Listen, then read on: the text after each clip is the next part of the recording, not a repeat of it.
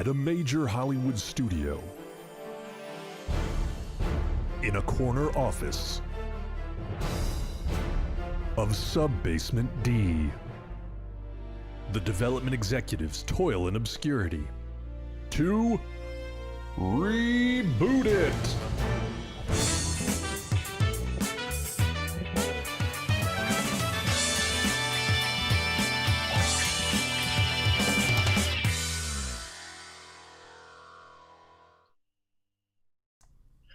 Welcome to the season finale of Reboot It Season 2. We are here coming at you live for the first time, and hopefully not the last time.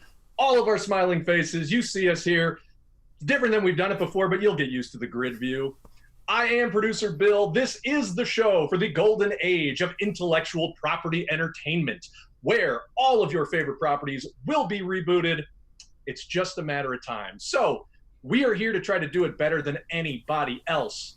With me, let's get the introductions out of the way. The panel, the reboot crew, you know them, you love them. Let's start with, from Hot Takes with Billy Business, a senior producer at Screen Junkies, Mr. Billy Business. I'm going full disclosure here, right out the door. I'm peeling back the curtain. I'm also running this live stream, so if I'm like, wait, what's happening? I'm still here, but man, I'm excited to be live. I feel like sometimes maybe people think like, oh, they go for 3 hours and cut out the worst stuff. It's like, nope, you're going to see how the sausage is made today. I'm excited for that. No, absolutely. And on that point, you will notice that we do edit out the curse words when we are dropping these episodes on you. Today we are live, so if there's some salty language, sorry in advance. Yeah, kiddos. Speaking of salty language, let's check in with Ed Greer from the Nerd Goat podcast. I get salty in both senses of the words. Like the resident Sam Jackson of Reboot. yeah. It's the Sam Jackson of Rebooted. It's the Ayatollah of being mad at stuff. I think obviously this is a big task. I don't want to take too much time talking before we get to it. I'm very happy to be here, and I'll try to be less salty than normal. Well, and finally, you know him from the Nerd Goat podcast, Ed Greer's partner in crime, Mr. Ron Swallow. Hello. I am excited, although I gotta say I'm a little sad because obviously I can't choose Tom Holland because it's already in the Marvel Cinematic Universe. That's it. What a great transition, Ron. So as you've seen from the graphic, as you've seen as we've been promoting this, we are today talking about what I would consider the most cursed superhero franchise in movies of all time. And that is, of course, the Fantastic Four. They just cannot get a break. And the extra added twist is we are bringing this baby into the Marvel Universe today, into the MCU. So we are not only trying to figure out how do we break this property, but how do we integrate it into everything you already know and love. So right off the bat, guys, thoughts? What are our biggest challenges here? I have to say, I just not to pimp my own stuff. Cheap plug time.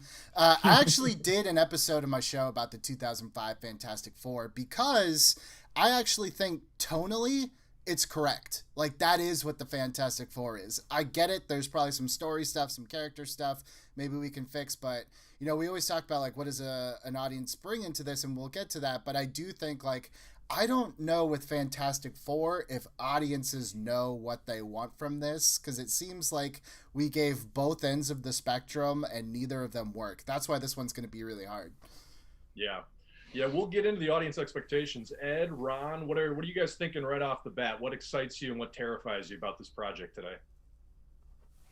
I mean, well, I think I think whatever we do won't terrify anybody. I was terrified by Doctor Doom being made into an ant person from outer space and Electro. You know what I mean? Like there's a lot of stuff. There's a lot of sacrileges already done to this. So I think people will be pleasantly relieved at whatever we do. I think I'm calmer for this. For such a Sisyphusian task, I'm kind of calm for this one. I gotta say, I'm a little bit more relaxed than normal because I'm nervous when you get calm, dude. I don't know how to process this. Because like I'm telling you, dude, it doesn't seem like we can screw it up. Earlier. Ron's lagging on the live stream, unless that's just my internet. I don't know. Earlier, Ed was saying, I mean, we were talking about maybe doing a Bizarro version of ourselves just for fun type of thing. A Don Spitz we were talking about, right? Uh, but that sounds like Bizarro Ed. He's just calm, sitting over there, not worried about anything, hasn't thought about the problems that could come up in this situation. I don't know. I feel like we just got Bizarro Ed, and I am now honestly nervous. So No, just let me clarify one thing. I'm merely stating that this is the first time that we can't do worse than other people. This is my personal opinion. that's better. I feel much better now. That was a poster at my high school guidance counselor's office. Oh, you couldn't be worse than that, kid. Well, before we get into it, let's do, as we always do, the big overview. Fantastic Four, of course, is one of the most storied properties in comics. So let's start at the beginning, people. Let's give you a quick glimpse of what we're working with today with Fantastic Four. The Fantastic Four are, of course, the first family of Marvel Comics, the stars of the world's greatest comic magazine, and the original characters of Marvel Comics as we know it today. In 1961, Stan Lee and Jack Kirby teamed up to create a book they would go on to produce 102 consecutive issues of, their signature work, The Fantastic Four. If you ask Stan Lee, he claimed that it was him finally telling the superhero stories he always wanted to. And meanwhile, Jack Kirby in his later years would point out the uncanny similarity between the Fantastic Four and the previously created Challengers of the Unknown, which he was doing for DC Comics at the end of the 1950s. Whatever you want to believe, the one thing that sets the Fantastic Four apart is that underneath the superhero trappings, they are really a mashup of the three styles of books that Stan Lee wrote from the 40s through the 50s that really defined comics before the Fantastic Four hit the stands. Horror comics, sci-fi comics, and romance comics. All three of those elements are hugely at play in the original conception of the Fantastic Four. They are what would become Marvel-style superheroes. Misunderstood monsters lost in a world they never made, dealing as much with interpersonal conflict as they are with cosmic marauders and threats from the stars. The Fantastic Four not only introduced star-crossed lovers Reed Richards, Mr. Fantastic, and Sue Storm, the Invisible Woman, but also Sue's hot-headed younger brother Johnny Storm, the Human Torch, and Reed's old military buddy Ben Grimm, who would become the Thing after piloting their rogue spacecraft to study a cosmic anomaly. When cosmic rays passed through their bodies, they were transformed into beings of incredible power and would go on to become a public-facing superhero group. These were also the first superheroes without secret identities. They owned a skyscraper in the middle of New York City. They formed a corporation. And as this all was happening, get ready for this, people, they basically created the Marvel Universe as we know it today. From the Fantastic Four, you get Doctor Doom, the Negative Zone, Annihilus, the Skrulls, the reintroduction of Namor, Prince of Atlantis, into the Marvel Universe, the Kree, Galactus and the Silver Surfer, the Watcher, the Black Panther, and all those sweet, sweet MacGuffins like the Cosmic Cube and the Ultimate Nullifier. Literally all of the Marvel Universe is built on the backs of the Fantastic Four, which is why it has been so disappointing over the years that they just cannot get this property right in other media. There have been four Fantastic Four cartoon series. None of them have been big hits. Meanwhile, in movies, in the early 90s, Roger Corman famously made an unreleased version of the Fantastic Four that was a low-budget mess. 20th Century Fox thought they would right the ship when they brought in family-friendly comedy director Tim Story to direct a big-budget adaptation starring fan favorites like Jessica Alba, the future Captain America himself, Chris Evans, and fresh off the shield, Michael Chiklis. That movie did okay, made back its budget enough to get a sequel where they told the Silver Surfer and Galactus story in the most underwhelming fashion possible, and that series fizzled and died. Years later, enter director Josh Trank, fresh off an unexpected and amazing hit with the movie Chronicle. Fans are excited when it is announced that he will be directing a Fantastic Four reboot. That movie goes on to become one of the biggest production messes in modern Hollywood history. The movie is taken away from him somewhere in the middle of principal photography. The movie is a mess of self-seriousness, overall flat performances, weird takes on the characters and situations, and an overall dour, dark tone that seemed almost purposely at odds with the traditionally very uplifting Fantastic Four. Now, granted, that already hadn't worked, an uplifting, family-friendly version, but now the dark, almost body horror take did not work either. And that brings us to today. In the comics, the Fantastic Four has seen members come and go. They've seen Spider-Man become a very trusted ally. They've seen She-Hulk become a member of the team temporarily. Reed and Sue have had 2 children, Franklin Richards, who is the most powerful mutant in the Marvel Universe with the ability to shape reality, and Valeria Richards, who is a super genius and considers Dr. Doom her uncle. I believe he might actually be her godfather. The Fantastic Four were given an ending in 2015's Secret Wars, where Dr. Doom finally achieved the power of a god, remade the universe in his own image, and Reed Richards outsmarted him to take that power away and rebuild the multiverse, universe by universe, in a very sweet and fittingly cosmic send-off for the F4. They are now back, but for years, the property had been downplayed and almost shelved by Marvel Comics, reportedly out of spite at 20th Century Fox for not treating the property well in movies as the MCU has blossomed. Now, Fox has been bought by Disney. The Fantastic Four movie rights are back home with Marvel. For years, there have been rumors about what the Fantastic Four will look like in movies, but so far, 0 details have been given about what the new Fantastic Four in the MCU will be. And here we are, people. So the Fantastic Four is, of course, the oldest property in Marvel. And I just want to echo what Billy and Ed both said earlier, that this has been done at kind of the extremes. This has been done like in the most kid-friendly, family-friendly way. This has been done in that weird, almost body horror way. And I think the tone is going to be one of our biggest challenges when discussing this. Before we get into the challenges, let's just get into, as we always do, what is an audience bringing to a Fantastic Four movie? What are they expecting? What are they not expecting? What do we want to give to them? What do we not want to give to them? So whoever's ready, jump in. That's kind of the point I was trying to make earlier. Is I don't want to say that an audience doesn't know what they want. We'll tell them what they want.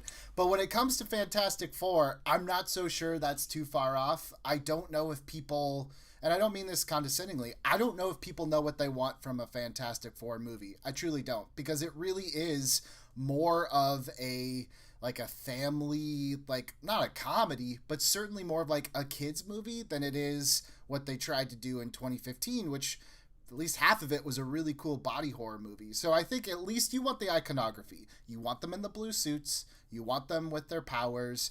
But beyond that, I kind of feel like this has to, first and foremost, to me, be a movie about a slightly dysfunctional family, and everything else is secondary.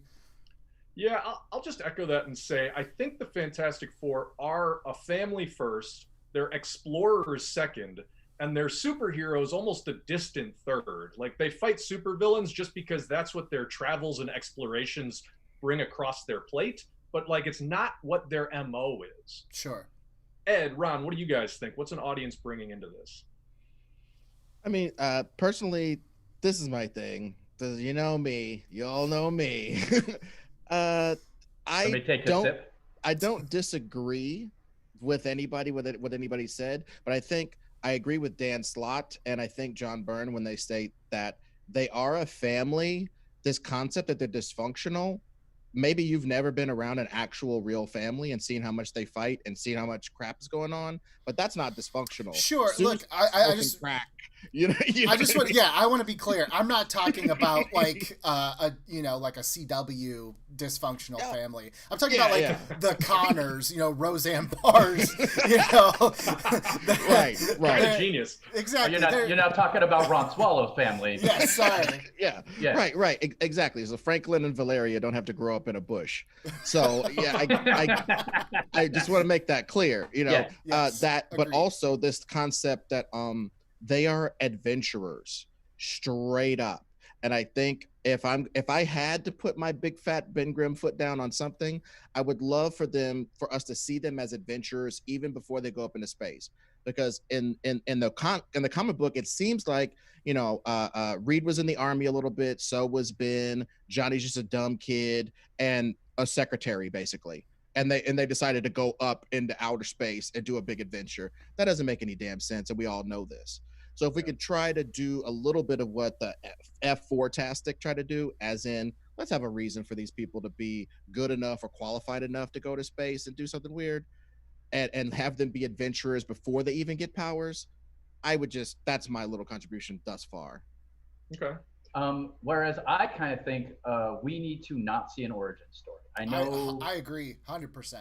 Yeah, I don't think we need to see them how they got their powers. I don't care about it. I don't think anybody else cares about it. I think now that we have had enough movies, we've had enough comic book movies, I should say specifically. We don't need to have origin stories for a lot of these things anymore. Right. Go ahead, Ron. Sorry. Yeah, basically, I would like to see. I do agree, though, that this could be something along the lines of a family Indiana Jones, but with science. Like along the lines of these guys are exploring newfound things. They're going to see black holes. They're going to see, cosmic, cosmic events that have never been seen before, because that's the kind of thing that they're into. And sure, maybe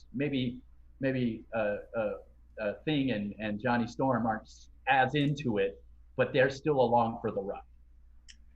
Yeah, I think, Ron, I think all of us are kind of getting at the same thing, which is that as iconic as it is, a lot of the original conception of the Fantastic Four doesn't really work in a modern context. Number one, I don't think you get the audience buy-in that 4 people are going to somehow steal or build a rocket ship into space all by themselves and make it up there, and then they're going to get powers. And then I'm going to say something really controversial. I think the Fantastic Four cinematically don't really work. Like, their powers don't really work. The aesthetic of their powers is not great for a movie. I have yet to see anybody, TV, movie, whatever, figure out how to stretch a human being in a way that looks dynamic and interesting. Sue Storm literally just disappears. The Thing is kind of goofy looking, a guy made of orange rock. And the Human Torch, they did it about as well as it could be done with Chris Evans in the Tim Story movies. And it just looks weird. It doesn't have that same dynamism of like the orange figure with the yellow flames that works so well on the comic book page. So I think not focusing on the origin and on the powers and making the powers the Thing is kind of smart. Yeah, and that's kind of what I was getting at, as in they're adventurers before, and what I'm meaning is not necessarily suggesting an origin story, but definitely suggesting that these are adventurous personalities, and them getting, it may be in our world they're just a little bit more adventurous because they have the backup of the powers. But it isn't that Johnny's not sitting around flaming all the time. The only one that's constantly exhibiting their powers would be Ben Grimm, because he kind of has to. Yeah, I would actually say, so look, let's address the one elephant in the room, which is everyone and their mom wants to do a Fantastic Four in the 60s. And I think the reason why is because, like you said, like Fantastic Four almost feels so old-fashioned that it's just like, the easy thing to do is just set it in an old-fashioned time where it makes more sense. But I would almost say, like, let's try to get around that by addressing it. Like, address the meta-ness of, like, what in this world where there are Captain Americas, and at least he used his thing for the army and for missions, and there's Iron Man and there's Spider-Man. It's like, these four misfits, this weird family. It's like, do we even need you guys? I almost say, like, lean into that for your themes or for your story. Like, don't run away from it and stick it in the 60s, or at least put it all in the 60s. That's just where I come from. I actually love the Ultimate Fantastic Four, which shifted their age down considerably to, like, almost, I think, teens, if not early 20s. And in that, Reed Richards at the very end of the entire run ends up being like the biggest villain in Marvel. So I definitely think, like, look, if you're gonna time shift these guys, I think it's in the best interest to, if you have to do it, time shift them into the future where they're even less relevant. Like, don't run away from this idea that they're not relevant, they're too old fashioned. It's like, use it. That's what I think, at least.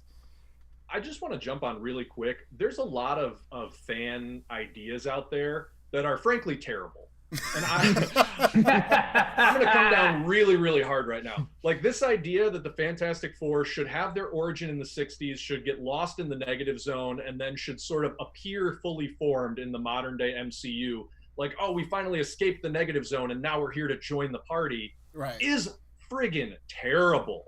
And I'll tell you why, just from a storytelling standpoint. Number one, the man out of time angle was already handled with Captain America about as well as it could be handled. Number two, the idea of going back and using some of the original Marvel characters as like the precursors was already done with Michael Douglas and Ant-Man, was already done with Tony Stark's father. Like, they've covered that ground. And so to now try to retrofit in, oh, even before them, there was this whole other era with Reed Richards and his team. Stupid. It's stupid. Yeah, and I gotta say, I think that a lot of the reason for that, and this is just me thinking that people are terrible human beings, is that there's just these people who wish that they could see Sue Storm get mad about her dresses getting dirty, and be like under everybody. That's just my opinion. So there's a bunch of dudes who would be love to see a good old '60s wife again. Ron, I think you get in too many Facebook political fights, man. Me? Well, and it's so funny that I don't fight with anybody on the internet. I save that pleasure for my friends. Yeah, you save it for angry text messages with me. Thank you. So let's get into a little bit. How do we want to integrate this with the MCU? We could talk story here if you guys want to, or we could just throw out ideas. And one of the things that, for me, don't riff on this if you don't want to, but for me, I'll just say, I love the idea of making Johnny Storm a contemporary of Peter Parker and leaning into that historical relationship between specifically the Human Torch and Spider-Man. I was going to say one thing that the MCU has done that's kind of like this unexpected side effect that I actually really think is awesome is that they've made the greatest tool for everything intelligence, where it's like, Tony Stark, yeah, he has all these weapons, but it's like he's a super scientist. He's a super genius.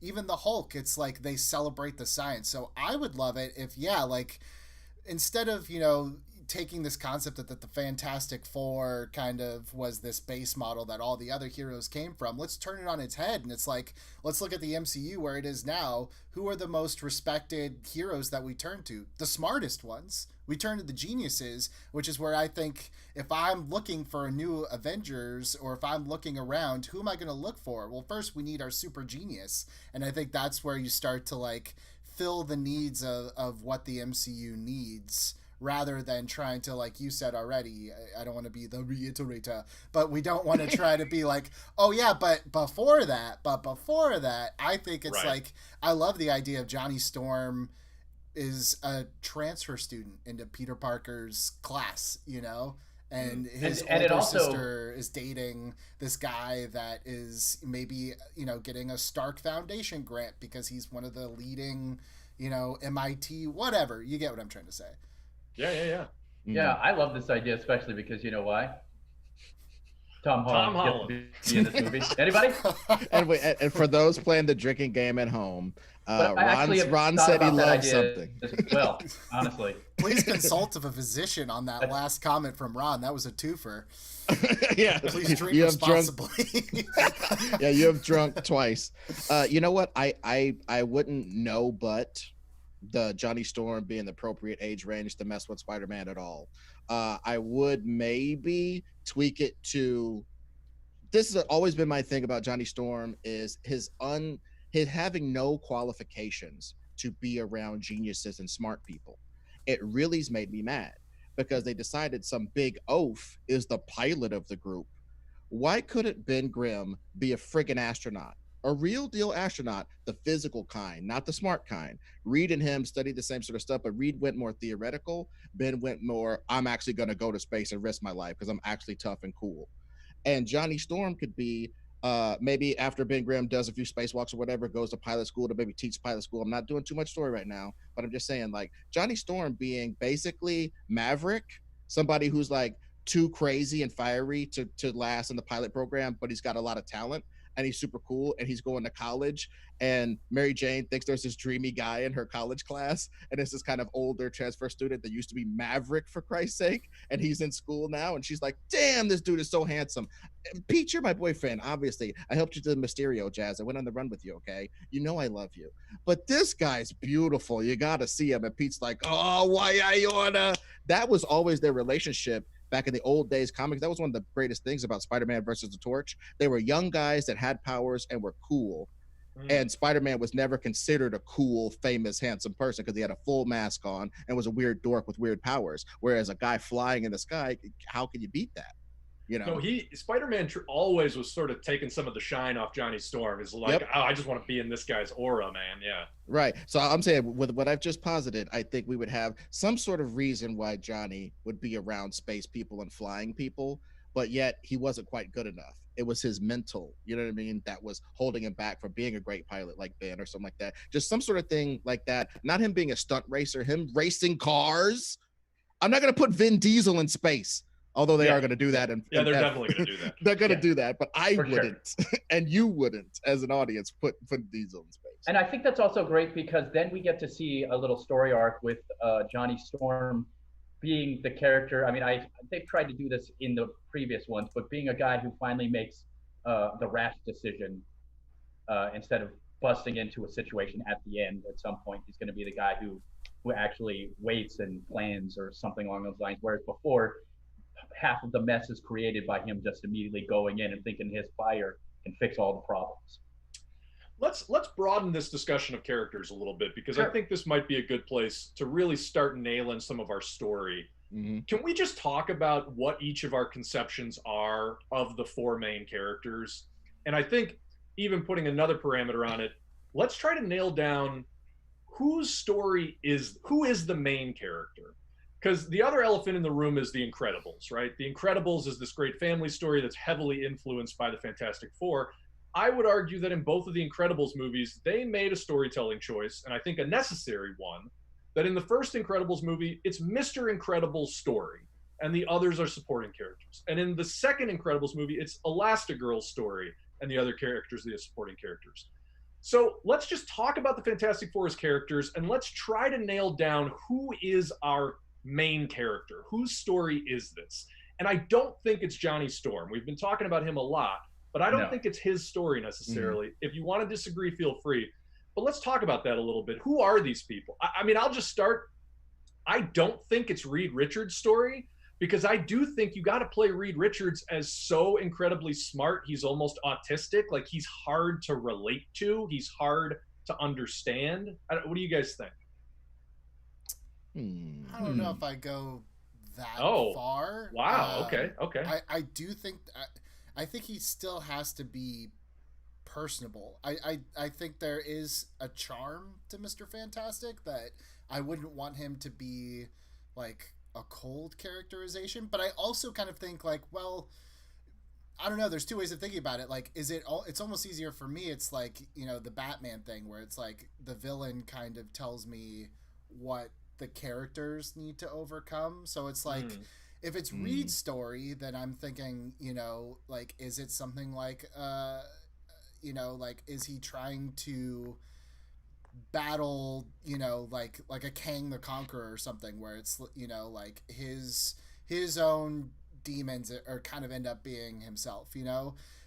I'm just trying to work backwards, because it's like I do think it's a Reed Richards story. I think the other characters, I don't think it's a Ben story. I kind of think that's what they tried to do a little bit with that 2005 one, and that's where maybe it lost some people.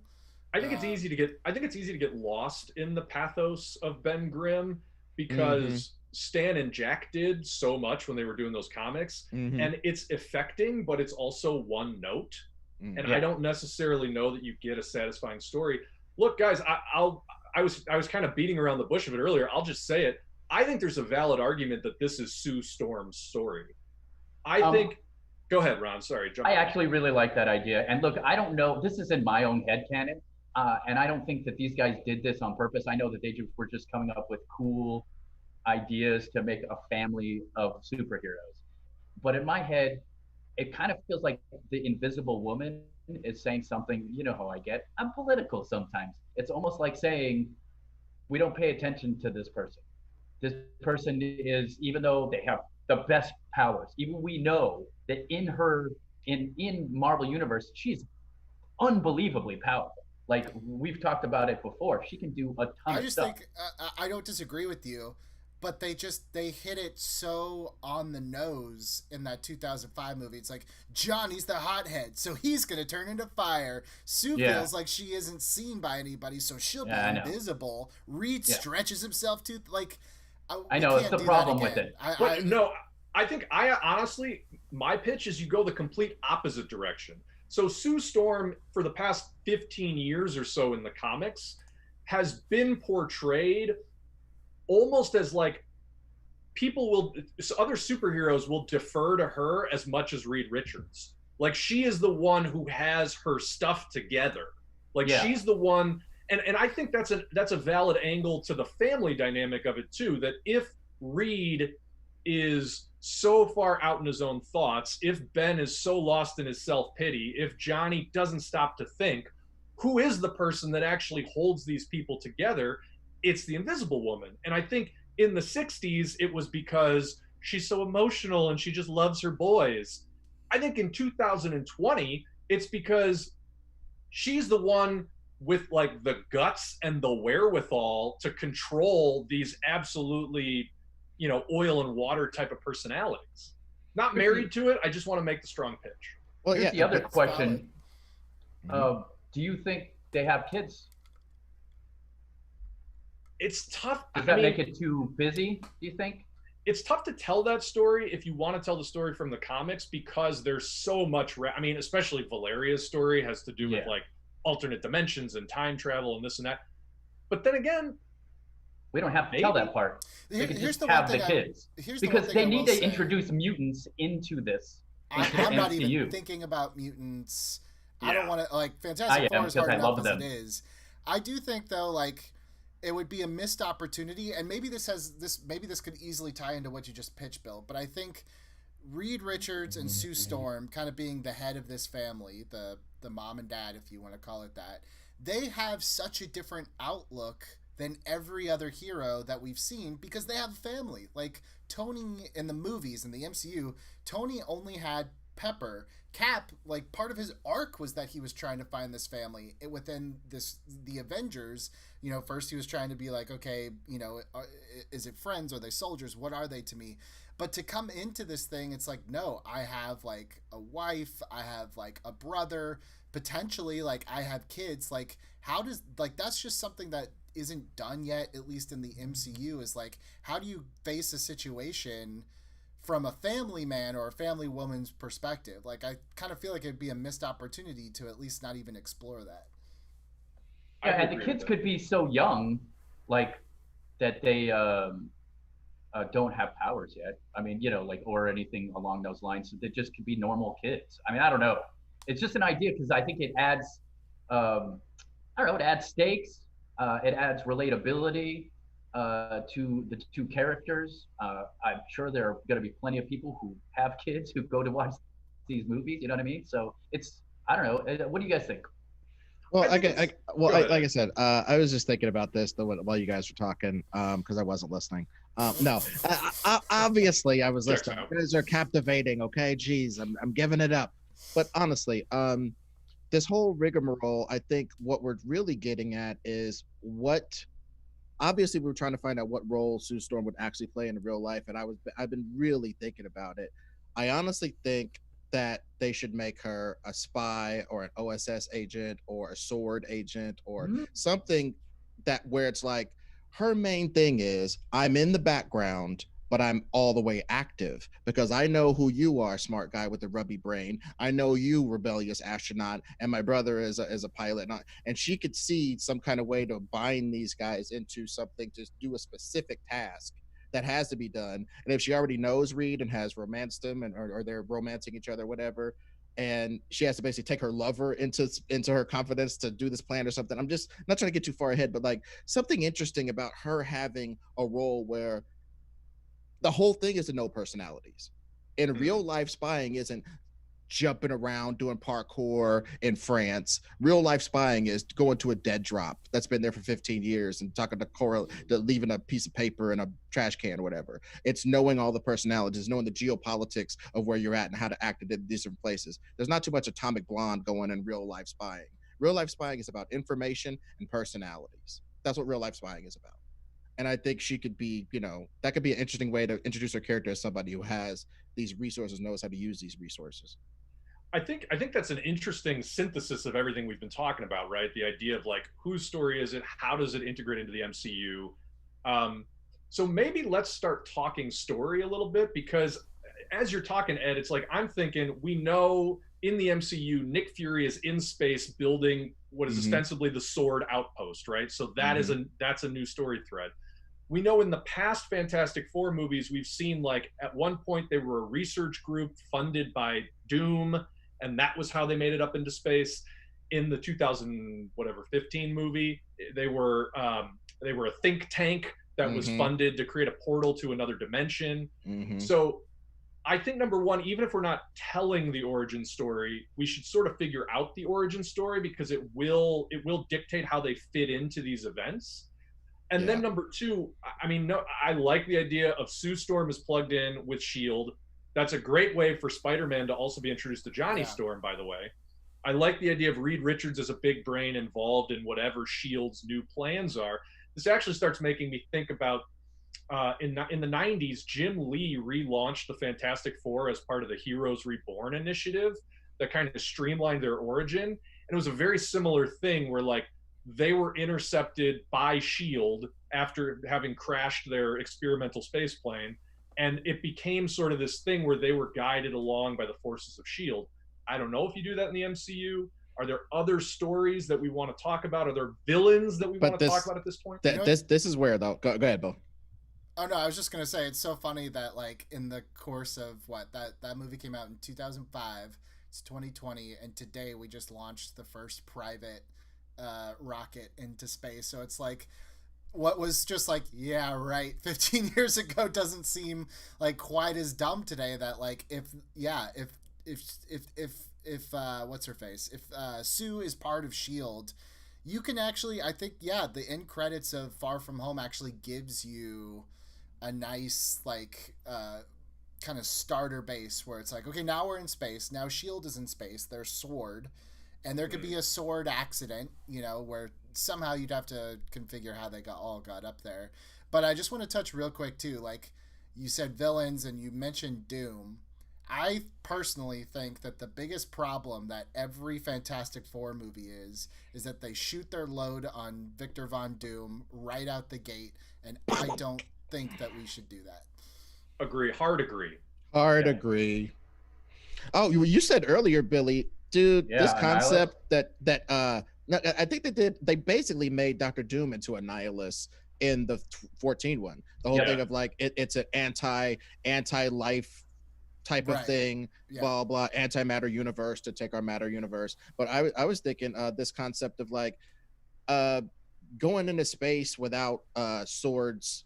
Like you have some of Sword's resources, and Sue is in enough with Sword to see that they're planning some sort of response to something out in space, but it's wrong according to her intelligence, according to what she knows, according to conversations she's had, and things that she just knows in her bones. What they're doing is going to be wrong. I see what you're saying. I see where you're going. You know what I mean? Yeah, and so she's like, oh, I know these people. I could pull together a ragtag team to just kind of go do a quick hit, slip out, see if we can kind of see what's going on, and I'll be Ed, I won't be so invisible anymore. But wait, what if it's almost like an Admiral Akbar situation where Sue is like, it's a trap, and you know what I mean? So like Sword, but so like Sue and Reed and Johnny and Ben are on Earth as Sword is gearing up for some sort of operation in space, but Sue gets the intelligence of like, oh my God, this is all going to go sideways. And Reed, being the absolutely uncontrollable wild man of action that he is like, I'm going to go to these people, commandeer their spacecraft. We're going to go and stop it. And everybody's like, oh, really? And he's like, yes, let's go. And that's how you get them on like their rogue mission into space, is they're trying to stop some sort of Sword operation.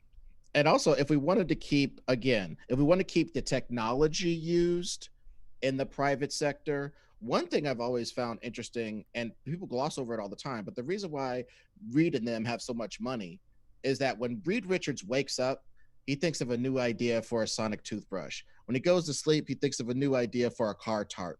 When he goes over here, he thinks of a great idea for a Frisbee that never falls.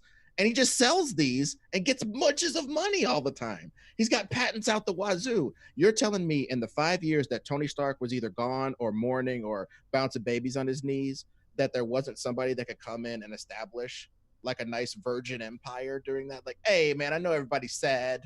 I'm gonna, I don't know. Here's this Richard Frisbee Branson that never falls down. I'm just saying, like, The I dog see just Reed. keeps chasing it. I see Reed Richards as more a Richard Branson type. It's In real life, because he's like rich, and not necessarily rich, but an adventurer with enough money to go have these goofy ass adventures. even in that history package, it's like they're a corporation. It's like that's so weird to me that if like Jeff Bezos was Mr. Fantastic, like I almost feel like you can't not comment on like Mr. Capitalism, like trying to then turn his science into heroics, But again, and he's not an industrialist, because industrialists are people who kind of niche down, right? Tony Stark made weapons for the most part. And the comic books that make him be like a phone guy and a satellite guy and this thing, he made weapons specifically. And that's why he got so rich. You can't just make widgets and get as rich as Tony Stark. You make weapons. But if Reed Richards is more like I was never down with weapons. I was always down with peaceful stuff. I was always down with entertainment and little knickknacks. But people don't know what a super genius I am. They don't know that I have independent space stuff. They don't know that I have all these theories. They don't know all this kind of stuff.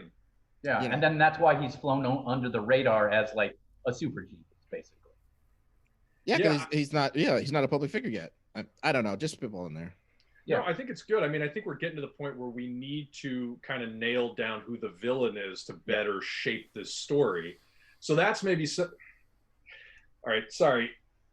My phone's on silent, but it has been blowing up. So give me one. In the middle of a live stream? We told everybody not to. Guys, I have a missed voicemail from John Peters. Dude, do not play that. Do not play that, dude. I'm serious business. Screw him. Just ignore it, dude. He knows we're meeting. I told him not to call. I told him we were doing this live. He knows we're meeting. Here, look, I'm going to share my voicemail screen. So give me 1 second here. We'll see if we can get this up. All right, we're playing it. Here we go. Are you kidding me? You are sending me the voicemail. You are letting the voicemail pick up the phone in lieu of answering mega producer John Peters. Do you know who? How dare you? How dare you let me go to voicemail? This is, you know what? This close. You guys are this close. Can you see me through this phone? This close you are to getting fired. And it all rides on this one, right? The Fantastic Four. This is what it rides on. You don't get this right, you're gone. You're gone. I am so upset about this voicemail nonsense. Let me tell you, you better get this message and you better get this right.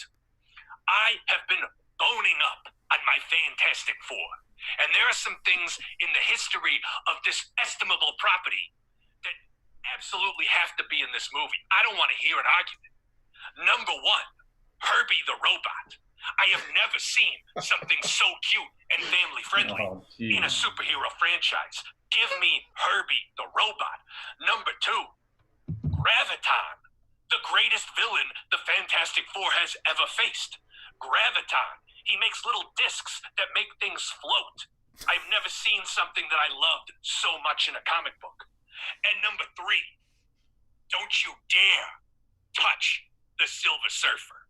I got other plans for him. He's going to be his own franchise. I might sell the rights to Paramount. Silver Surfer has nothing to do with this Fantastic Four movie. So Herbie the Robot, Graviton as the villain, and don't even mention nothing having to do with the Silver Surfer. That is what I need out of this Fantastic Four movie to make it a 4-quadrant extravaganza, a blockbuster spectacular. Did this voicemail just? Is this gonna cut off? Is this gonna cut off? What the? Okay. What a maroon. This is terrible. Also, Herbie. So yeah, that was the one where they couldn't get Johnny Storm, right? And they just had to make the 4th one like a robot in the cartoon. yeah, it was they actually want kids to light themselves on fire.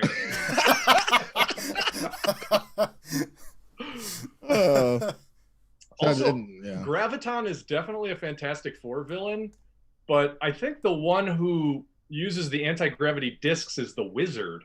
I think that's a totally different villain.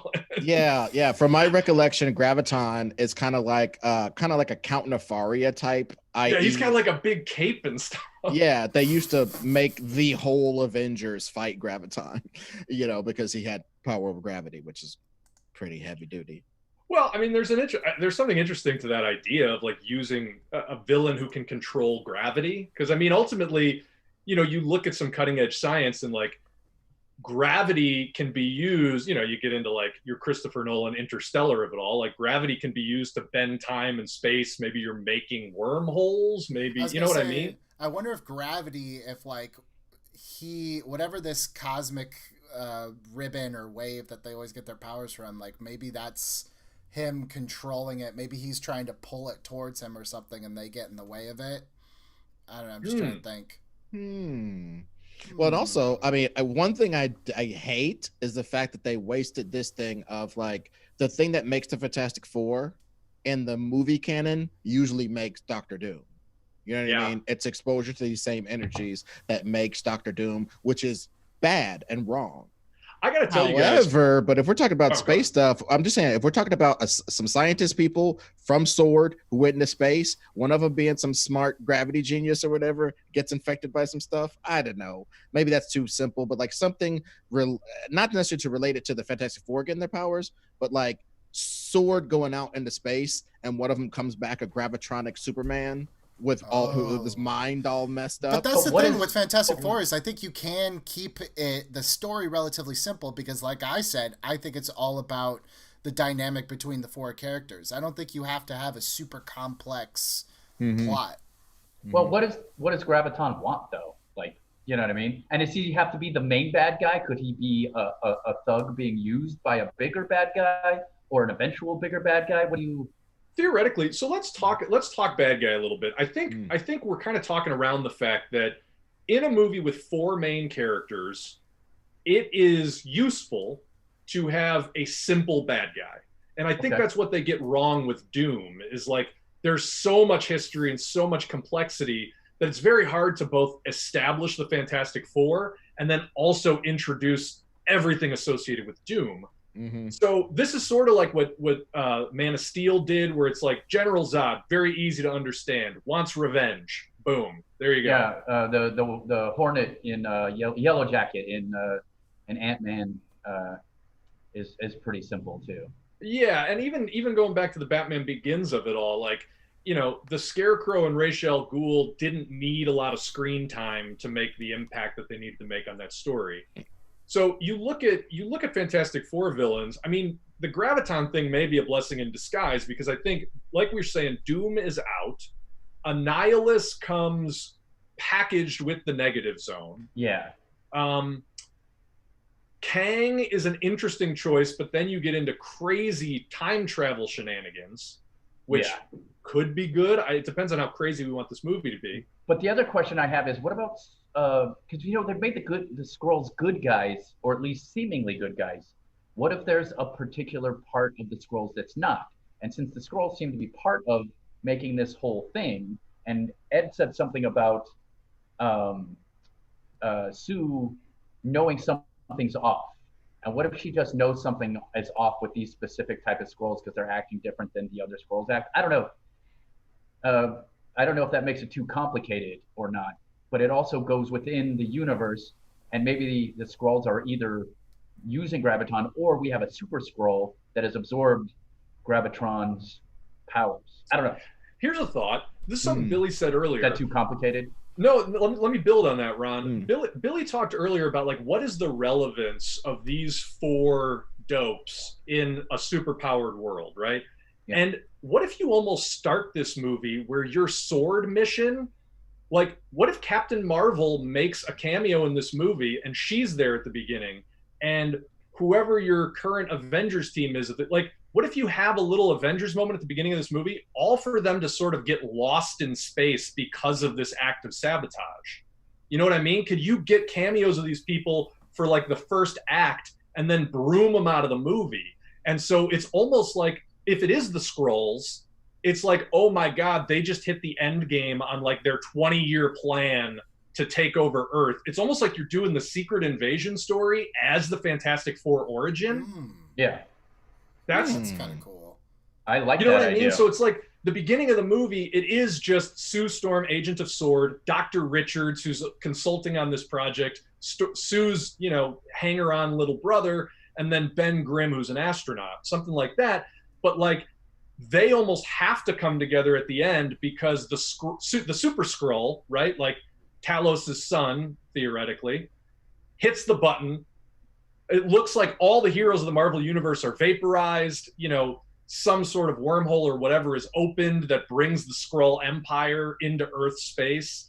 And suddenly it's almost like remixing the Mole Men storyline where the Fantastic Four get their powers and suddenly the Mole Men invade. And like, without having to think about it, they just have to snap into action. That's Fantastic Four #1. Right. What if you remix that with the Skrulls? I'd love that idea. Yeah, I think they didn't. I love it. Shut up. One thing I wanted to see about like, so what was the end status of the Skrulls in Carol Danvers? Not nobodying this at all. What's the end status of the Skrulls in the Carol Danvers story, i.e., Marvel lady? So they were refugees. Yeah. So the Skrulls were like refugees from the Kree. They were hiding out on the satellite around Earth. At the end, Captain Marvel takes out the Kree cruisers and then sojourns into space with the Skrulls to go and find a new homeland. And then we know. Yeah, go ahead, Ron. And we know that Samuel L. Jackson has been on there, and that one of the Skrulls was pretending to be him during Far From Home. Yeah, Ben Mendelsohn's character, Talos, who's the Skrull leader, in the final credits of Spider-Man Far From Home, it's revealed that he and his partner are on Earth, and they have basically been pinch hitting for Nick Fury and Maria Hill. Nick Fury and Maria Hill are involved in the S.W.O.R.D. satellite construction, and so anything on Earth, Talos and his partner have kind of been shape-shifting into them to take care of business on Earth. I actually think that'd be great, because like, I know people were irritated that the Skrulls, this great enemy, was kind of actually turned on its head in Captain Marvel. But if you think about it, that leads one really bad Super Skrull, like a world, like I imagine you don't do Captain Marvel at the beginning. You do an Avengers scene like you were talking about, Bill. They get shattered off into different areas of space. The Fantastic Four are going to have to group. They're fighting the Super Skrull, and then Captain Marvel comes in at the end of your second act, is like, what are you doing, you idiots? The Skrulls are our friends. I told you guys, like, I set this all up. You guys don't know what you're doing. You're out of your league. Stop trying to be Avengers. Stop trying to be superheroes. Not realizing that one of this guys is, like, a Super Skrull. You know what I mean?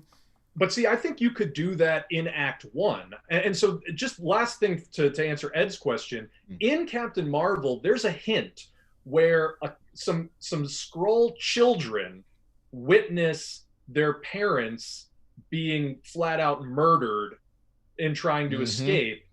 And so there's this hint of like, they're going to have to deal with like the PTSD of it all. Like what does the peaceful ways of this generation do to the next generation after the peaceful approach doesn't work? And so, Billy, your point about Captain Marvel, I could see a scenario where Act 1 is whatever this sword mission is going foobar. Captain Marvel shows up, and you think it's going to be Avengers Endgame style, like, oh, she's here to really save the day and turn the tide of whatever's happening. She lands, and it's like she can give that dressing down to Reed and Sue and whomever, but I almost feel like in the middle of that speech, she vaporizes, right? Because she doesn't get it either. Like, she's trying to tell them, stop fighting, the Skrulls are our friends, what are you idiots do? Boom, and now she's gone. And it's like, what is happening? And then almost within that moment is like and I know we talked about not doing an origin story, but like within that moment could be the explosion or the portal opening or whatever that saturates the Four with the cosmic rays. It's interesting. It's like I'm almost picturing this movie, which I think is appropriate for the Fantastic Four, opening with an Act 1 that almost feels like Act 3 of another blockbuster. Because that's how they started issue number 1 of Fantastic Four. The first page is the Moleman attacking, and then you go back and kind of see what happened. Yeah. And so instead of telling it non-linearly, what if it's like Act 1, all the superheroes get boned in this huge battle, and now Act 2 becomes almost can be an exploration, like a quest story where they're going after some sort of MacGuffin, where they do have to like come together and put the clues together, put the pieces together to like.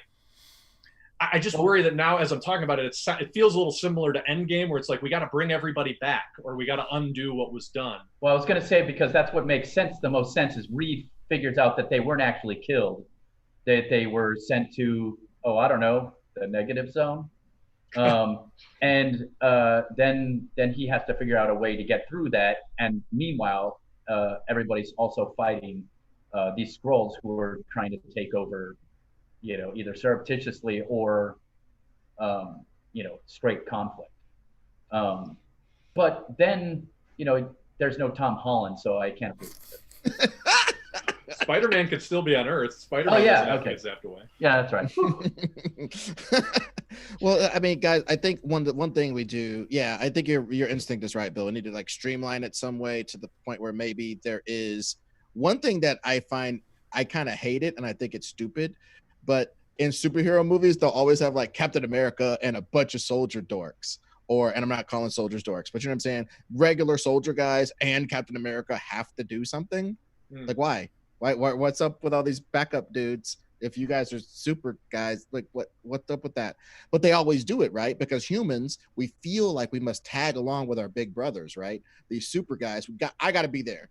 So what if Reed Richards and all these other guys, for lack of a better word, because I don't got time for it, are part of Space Force. And there was a select group of Space Force dorks that were going with the heroes as sort of liaisons or sword attachés or something. And when red the heroes shirts, essentially. Basically, yeah. So our heroes are a bunch of the red shirts that went along with the main characters. The main characters get foobarred. Like, I'm first act, first schmacked. Let's get them out of here. So like our characters are in the event that basically killed all the superheroes, and they get bathed in the energies, and everybody else dies or is destroyed, but somehow their craft survives and lands, and they have powers now, and they're the superheroes of the world. It's almost Mystery Men, like the way you're pitching it. That's like the first act of Mystery Men, which I think that was just 10 years too early. I still think I love that movie. Story that story works for me, which is we were the expendable red shirts, and now we have to step up. Yeah, and I mean, I think all the characters kind of work in that context, because the only thing that I'm trying to get a handle on, like, why a brother and sister would be there in that team, but we can discuss it. But I mean, Reed Richards is the big brain, Ben Grimm is a grunt, Johnny Storm is a hotshot pilot type. Sue Storm, I think, is sort of as the spy you were talking about.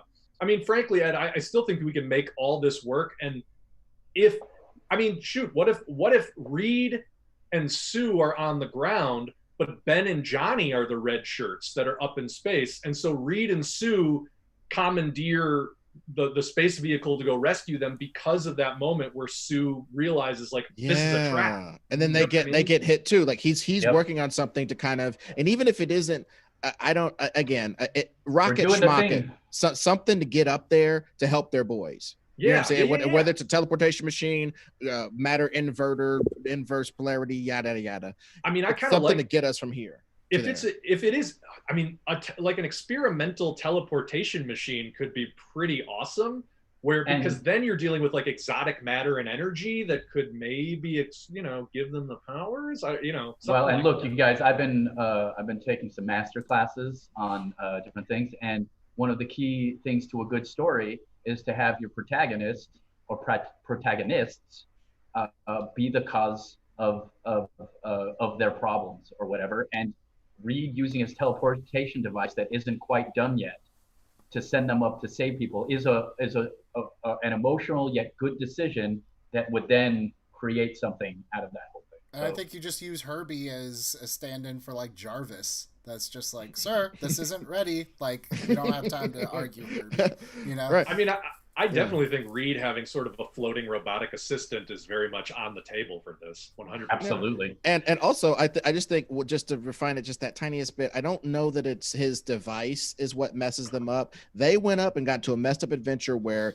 Johnny's starting to get on fire, Homeboy's turning into rock in the process of being desiccated into outer space, and Reed and them go up to grab him, get infected by that stuff, and get back.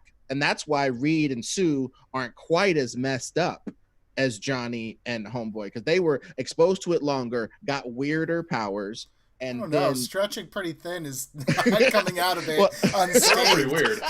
I know, but like you said, and this is another thing, if I was Peters, I would lay down. Our stretches are like F-bombs in a PG-13 movie. Dude, if Peters was doing this himself, Reed Richards would be a stripper using his dick, just expanding that's the John Peters. He's sliding down his own pole. He's like, yeah, look at me. so yeah, it's already dirtier than the edited version. So you're basically saying Reed Richards would be Plastic Man? Is that what you're saying? Essentially. I think that the villains that we've kind of nailed down is like, it's Super Skrull, and maybe this is it, right? Maybe, okay. If Graviton, all right, I'm gonna freestyle here. You guys can tell me you hate it after I'm done, but let me try to pull all this together. Sword is contracting all of these geniuses to try to put together whatever this initiative is. The guy who becomes Graviton is just another sort of Reed Richards style genius. They're both working on the project. But it turns out this guy is in league with the character who will become the Super Skrull, who is in hiding on Earth and has been for like 10, 15 years executing the secret invasion. And so this Skrull, who's not yet super, is conspiring with who will become Graviton to sabotage the Sword project, to expose this Skrull to the cosmic rays so he can become the Super Skrull, right? And so the whole thing is being sabotaged. It's all going to go foobar because this Skrull is trying to get himself superpowers. It's a secret experiment, yeah. That's what I'm saying. And so within the ensuing secret experiment or sabotage that happens in space, I'm not exactly sure what they're doing, but hey, maybe it's connected to the Eternals movie, whatever comes of that, right? Like, the sabotage happens. Graviton is because it sounds like Peters is talking about the Wizard. Basically, play him as the Wizard, super genius with crazy tech, right? Kind of Reed Richards level. This happens. The Super Skrull gets empowered, but everything goes to plan except for the Fantastic Four, except for Sue and Reed coming to get Ben and Johnny and trying to escape. They escape, get irradiated. The Super Skrull and the Wizard then go on to execute the secret invasion. So you get back to Earth, and suddenly all these humans in positions of power are revealed to be Skrulls, and there's sort of this soft takeover of the Earth. And now the Fantastic Four kind of become this weird resistance force, like trying to undo the secret invasion because they're the one not in the plan that the Wizard didn't figure out. And so you have like the super powered nemesis in the Super Skrull. You have the Reed Richards brain tech nemesis in the Wizard. And then it's just a matter of like, what other twists? How do we lean even more into the exploring, the investigating from there as they try to, how do they they undo the secret invasion? What does the secret invasion want? Is it about more than colonizing the planet? Are they trying to get their hands on the Avengers time travel tech? You know what I mean? Like, is that sort of the MacGuffin that the aliens are going after? And they're going to use it and the Super Skrull is going to use that to go back in time and prevent the Kree from ever taking their home. Because here you go. The only reason why any of that works at all is if all the heroes or all the major heroes are off-site and then banished, right? And then, like you said, the soft takeover can happen. So, and also you would have, until your Skrull fleet gets here to get all the people off and claim this as their home world, we'll have a Super Skrull to guard the door. We'll create this sentry to guard this place that we have colonized until our fleets can get here, and all their super beings and their people of super intelligence are gone. You know, I love the idea of them wanting that time travel technology, and I think, like, look, if I'm an extremist, because then you also make the Skrulls, or whoever this sect of the Skrulls, they are relatable and understandable, because it's not world domination. It's like, hey, you guys did it, why can't we do it to save ourselves? You know, preserving the race. I think you can lean into that. Maybe post credits turns out they were bankrolled by Victor Von Doom, who really wants it for himself for the next 5 movies. Who knows? Well, so I mean, go back and save his mom from before she went to hell or whatever. Yeah. I think there's a theme. There's a huge thematic resonance to what you just said, Billy. This idea that the thesis of this movie becomes, in a superpowered world, why can't the average people get access to this incredible technology? Which actually goes a little bit to one of mine and Ed's favorite things, the Four in Warren Ellis's Planetary, was basically an evil version of the Fantastic Four, and their whole MO was like, we are going to hoard all sci-fi technology so people don't get the benefit of it. So this movie kind of becomes an exact rebuke of that. Right. And frankly, the only way that all these heroes that we've come to rely on, not Stark for obvious reasons, but some of these other guys, the reason why they can't save the day is they're gone. But obviously, the reason why we need Reed in them to have this new sort of technology and protect us. Oh, rather, the only reason why the world didn't end when the Avengers got lost is because there were some private people doing private stuff. That's why Reed using his private resources to save NASA, as it were, to do a private sword of his own. You know, I kind of like that. Maybe that's a Republican in me. I'm not a Republican, but maybe that's the part of me that's like, no, the private sector, baby. We can't have these government people solving everything, baby. It's got to be the private sector, daddy. You know, that's interesting to me, that the private sector literally will have saved the world. From a guerrilla invasion of aliens. Okay, so you take it one step further. I mean, you can have in Act 1 like an on-the-nose disagreement between Reed Richards and Nick Fury, where Reed Richards is very much like, you know, Director Fury, you have to stop keeping a lid on all this stuff. Like, this should not be done in secret. This work that we're doing needs to be available to everybody.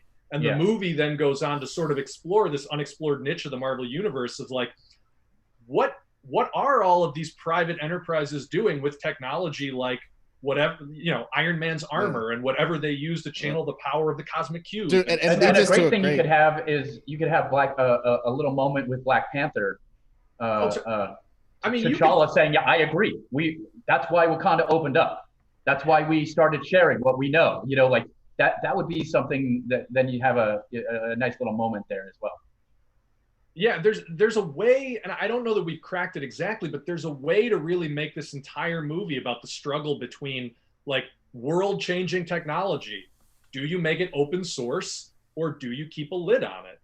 And I think that's kind of what Spider-Man: Homecoming tried to do. I like that movie, but I think it touched on those themes, but didn't feel like it wanted to necessarily like go all in on that with the Toomes character. So I definitely think that it's this, you know, now that we know in this world that with the Infinity Gauntlet that we saw, anything is possible. Who gets to decide who uses that, you know? Mhm. Yeah. And I think it would encourage us to be a tiny bit more proactive when we respond to threats. Like, I think some people might be listening to this broadcast or watching it and going, dude, why would most of the heroes go up? And but maybe because we spent the last 5 years in a trash can because we let some threat get all the way to Earth and beat us up. Yep. Maybe that's the reason. So that the next time that Wakandans see something in Ursa Major and it looks like a ship coming towards us, and the next time, you know, the whoever's left of the Stark Enterprises and so on and so forth see these things, they can alert stuff, and Sword being in space can help us to get out there and go towards it with, you know, new technology. And it's also a continuation of something that, because Infinity War and Endgame had so much that they had to fill in, like story-wise, you didn't get to really talk about like the philosophy, the Jurassic Park of the ethics of having something like an Infinity Gauntlet. And I think I know we're not talking about the Infinity Gauntlet per se, we're talking about Pym particles, but it's like we never touch upon the ethics of how the heroes get to the end result, especially when you're talking about altering time and everything that they ended up doing. Like, we can finally address those themes that those big movies didn't have really the runtime for. Mm-hmm. Absolutely. Yeah. And the fallout of the snaps, maybe one of the snaps messed up the coalition of super good Skrull stuff. We don't know that this concept that Banner and Tony and everybody are so smart and so good that they can snap and put everything right back exactly as it was. That's ridiculous. That's ridiculous. And it's wasting 1 billion stories. So like one of these threads that didn't quite get reconnected because Banner and or Stark wasn't really thinking about it was maybe the Skrull Alliance, but I also like, even if we left that alone and let it be that, like, look, right now there are armies in many countries across the world that have dissidents inside those armies that are willing to do a bunch of terroristic acts that the main government won't do, including our own, period. So you know, I definitely understand somebody that's so deep cover, or so like those guys who don't remember they don't know the war ended. You know what I mean? Like, you know, all that sort of stuff. There's all sorts of reasons why a Skrull could want to do this. You know what, be Ed, this way. To that point, what if there is a single scene in this movie where the Fantastic Four are doing their Trek the World, put the MacGuffin together thing in Act 2, and there's a single scene where Reed says he knows somebody that he thinks could help, and suddenly they're in Castle Doom. And you get exactly. Dr. Doom for one scene, and Dr. Doom makes the exact opposite argument that we have been making. Like, Richards, this is why you don't share the technology with anybody. This is the mess that you people have created. This is the mess that your philosophy has created. Doom wants nothing to do with whatever's happening. If these Skrulls come to Latveria, they will be dealt with, but I have no interest in helping you. I have no interest in your philosophies or whatever. And then you just sort of save him for another movie. That's awesome. Nice. Yeah, he was already there as a technological resource. Beautiful. I also think, by the way, like if they were smart enough, or if they were able to, there's no reason why this Black Widow movie shouldn't take place mostly in Latveria. Like, it should sort of be soft, like slow introduced as this major player into the universe. So I'm just going to say, before we ever see Doom in the Fantastic Four movie, like, his presence has already been in 2 or 3 other movies. So this is almost like Thanos in Guardians of the Galaxy 1. Well, I would think that if that's his MO and his mindset, there's probably a good chance too that he would show up in somewhere, form, or at least be referenced in Black Panther 2, because that sounds like it's absolutely in stark contrast with Wakanda. Mm-hmm. Oh, absolutely. I think he thinks T'Challa's an idiot, right? Yeah. Well, guys, we're really circling an amazing story here. I'm excited. Hopefully you guys are excited. I want us to transition into talking cast. And as we sort of nail down this cast, maybe it fully fleshes out these characters and some of the beats, as it often does on this show. So, of course, we have the four.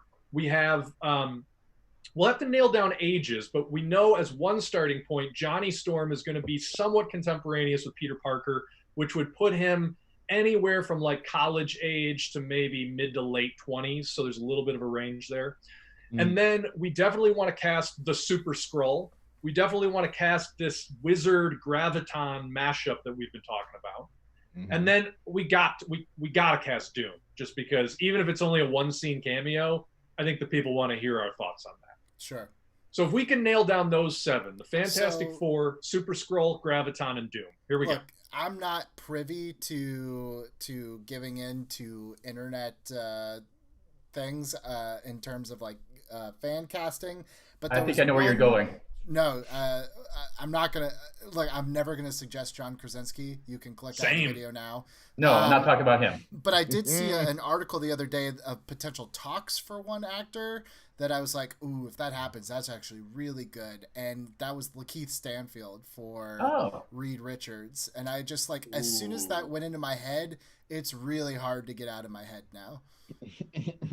Okay, let me build on that. First of all, I love that, and I made this rant the other day when we were all talking, but I'm going to just make it here on air. If you are going to have a non-white member of the Fantastic Four, it should 100% be Reed Richards. Johnny Storm is defined by being a privileged white boy who can get away with doing whatever he wants. That means Sue Storm should also be white. The weird adoption angle I thought was, it's too much story track that you're laying for yourself. Why Right. drive over it? Right. Ben Grimm is 100% Jewish, has to be. That's so integral to his character. So those are 3 white characters, if depending on if you consider Jewish white. The other one to cast is Reed Richards. Make him the non-white character. End of rant. The other one that I thought of the other day, and this is another like weird one, but John Cho, I think, would make a really interesting Reed Richards. He might be too old now for what we're trying to get at, but He's almost too charismatic. I love Lakeith I think you and I Stanfield. just see Reed Richards' charisma differently, because I see Fair. him a little bit more charismatic than you do. I think that's But true. well, let's lay some common ground on this though, because I don't want it to bog down stuff later.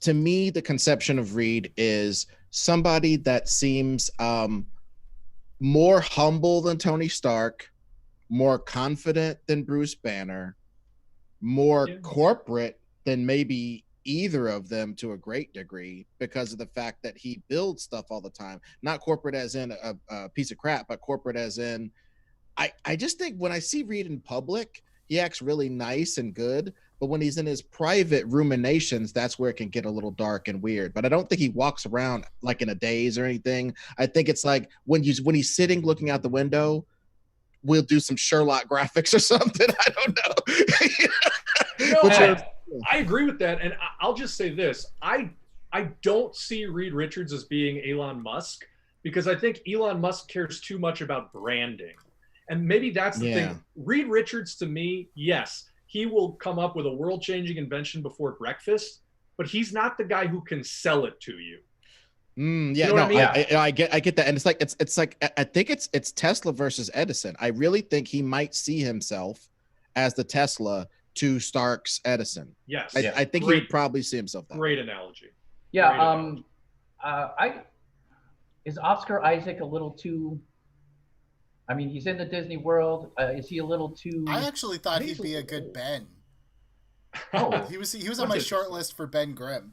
Well, that's okay. interesting. This is my only, and I don't want to label people. This is my only Bill-esque dig my heels in thing. The thing can't be little. I'm sorry, you just can't.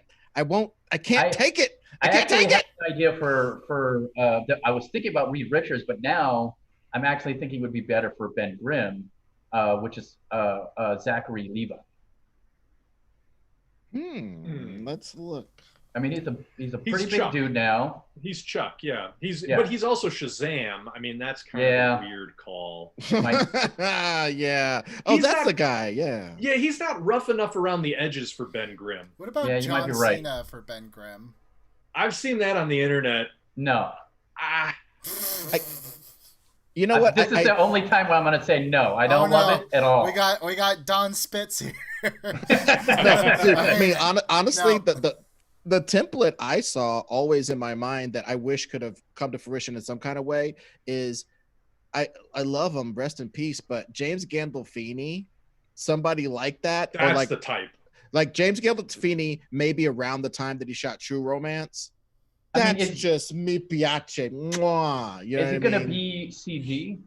You know, is Ben going to Well- be all CG? Well, yeah, but he's gonna be a guy before he's CG. Yeah, yeah, Oh, yeah, that's but- another thing. That's another thing. We don't know exactly. He's got to be a guy at least for a little bit. We're not going to dwell on the origin story and try to make it the big thing, because the whole thing is it's not their origin story, it's how they're saving all the heroes. Their origin story takes place while they're saving all the rest of the heroes in the world. Right. It's not about like, how do we deal with these powers and these changes? Yeah, it's not. Not that. Let me throw out a really weird left field choice, but I feel kind of strongly about it, as Sue Storm. This would be a big swing because, to my knowledge, she has not really starred in anything big, but she just blew up. Taylor Tomlinson, the comedian. Let me make this pitch. Yeah, if you've seen her special, the way she can marry likability and approachability with the intensity of like, I'm so over this shit feels so Sue Storm to me. Bill. I'm really glad. If there's kids in the background, I'm trying to be sensitive. But you know what I mean? Like, 3.5? Anyway. If you have dumb kids in the background, go ahead. If your dumb, unspelling kids are in the background, you're welcome. You are welcome. No, but like, I just think, and I also think, again, if this movie needs that like lighter, peppier tone where it's not going to get bogged down in any self-seriousness, casting a comedian works. I think her look works. I think her age would work for the story that we're talking about. I think she can bring, again, just that marriage of like, I am so over trying to put up with all of these idiots, but never seeming shrill or unlikable about it. She does all that. I think it's interesting. Hey, I don't really argue too much against it. The only thing I don't like is when Reed is way older than Sue, and I understand it's part of canon. It's a weird part of canon. I mean, Indiana Jones, enough said. If you look it up, look up Indiana Jones's love life. That's all I got to say. But honestly, I think if you do Lakeith Stanfield with Taylor Tomlinson, that works. Pretty close. It's pretty close. And Taylor, it's a lot closer, yeah. Taylor's hilarious, and I think she'd be. I keep saying it a lot, but I do love it. I actually love it because Taylor's hilarious. She's just like you said. I mean, I know her personally, not just trying to brag here. Oh, okay. But she's a super likable person. She's like kind and cool, and I think she'd be great for the part. So I'm just, full disclosure. I keep switching back and forth, making sure that the stream is still going and it's still healthy. And I think a lot of people in the chat want us to at least acknowledge or at least try to see what we would think of Terry Crews as the Thing. Like, it's been like a steady stream of like, Terry Crews. Terry Crews as the Thing. I mean, interesting. I don't have a problem with that. Per se. Well, but again, I think most of our best castings are where we kind of do the Dark Knight thing. We break the pool cue and we throw it between two people and have them fight it out as to who gets to win. So I would love for us to figure out a couple more people besides Terry Crews. But yes. I wouldn't crap on that, especially if Lakeith wants to go do something besides this and we lose him, and then we'd be like, oh God, we have to give Lakeith somebody to audition against, Taylor somebody to audition against, get two Johnnies, get two. So like, yeah, okay, that's one of our Ben Grahams. Who else? No wrestlers either. Not no wrestlers, but no wrestlers that can't act. If Roddy Piper wants to resurrect and walk through this door, we got a conversation. But I don't know how many wrestlers could actually act. The sad thing is Dusty Rhodes would be a great thing. Oh, Dusty Rhodes! I'm the Thing from outer space. I got a body full of rocks, baby. I got rocks in my head and in my fist, baby. That's amazing. Oh, funny. I want to. The Terry I took Crews a crap thing, in it with fruited pebbles. No, what? Sorry. The Terry Crews thing, I get, because like the thing that Terry Crews has going for him is he is always incredibly likable while also being a super ripped, muscular dude. You buy sort of his exasperation with Reed, Big Lloyd Richards. He could play all that for sure. My two hesitations are, number one, I got to have my Jewish thing. I don't know why. And then number two, I do think Terry Crews is a little bit old. Like, you would need a Reed Richards who's already really graying at the temples if the idea is that they went to college together. Maybe you don't have to play it that way, but I like that old kind of fraternity brother relationship between them. Well, I mean, let's table that for a second and see. I think Johnny's the hardest one because it's just some handsome guy to some people, but then a lot of people don't understand that he has to be able to have a little bit of that rage inside of him. I personally, I've seen fan castings before where they go, he has to be beautiful and handsome, and they picked the guy who played the lifeguard in the second or third season of Stranger Things. Forgot what that guy's name was, but like Dacre Montgomery.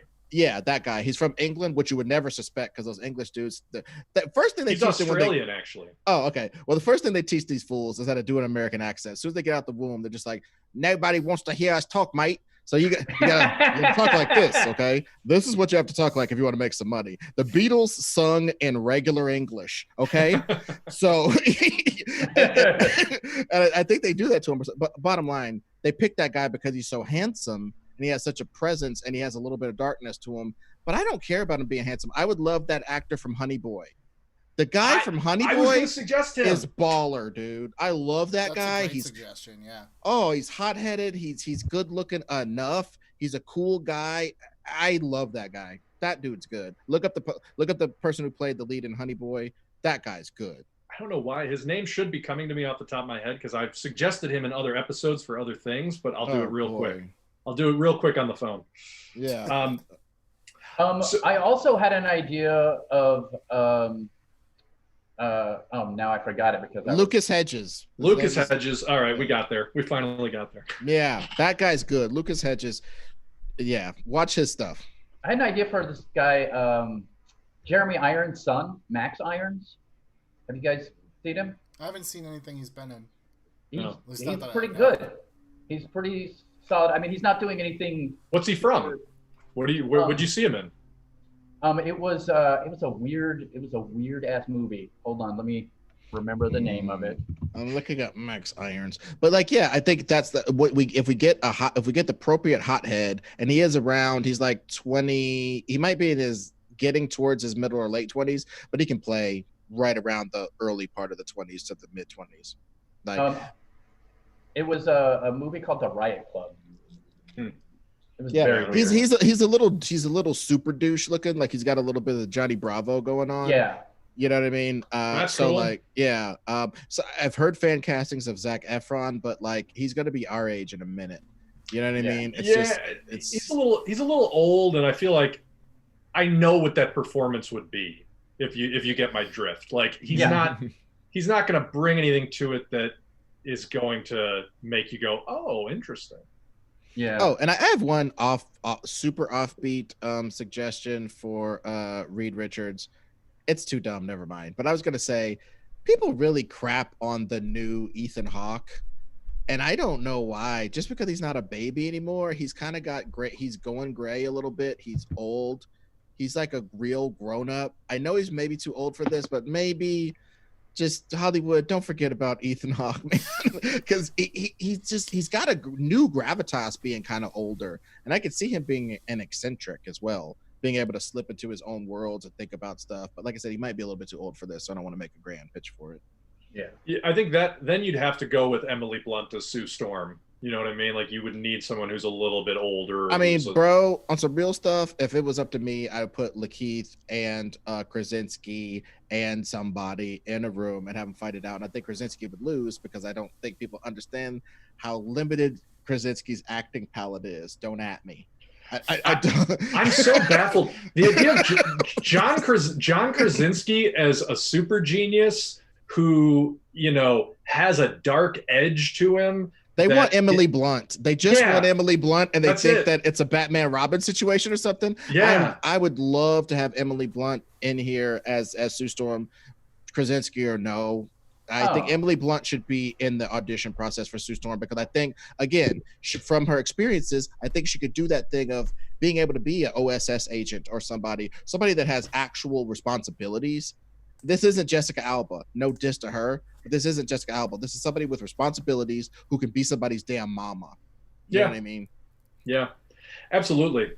Let's talk villains a little bit. I mean, we don't have the 4 nailed down, but we've got some good suggestions. I want to make sure that we don't short shrift the villains. Super Skrull, I think, is going to be a combination of CG and prosthetics. But similar to like when they cast Ben Mendelsohn as Talos in Captain Marvel, that doesn't mean that you just want, you know, a mocap performer to play the role. I think getting somebody, and what we're talking about is a little bit of a complicated role, right? He's essentially a freedom fighter. He's radicalized, but also coming from a place that sort of gels with the message of the movie.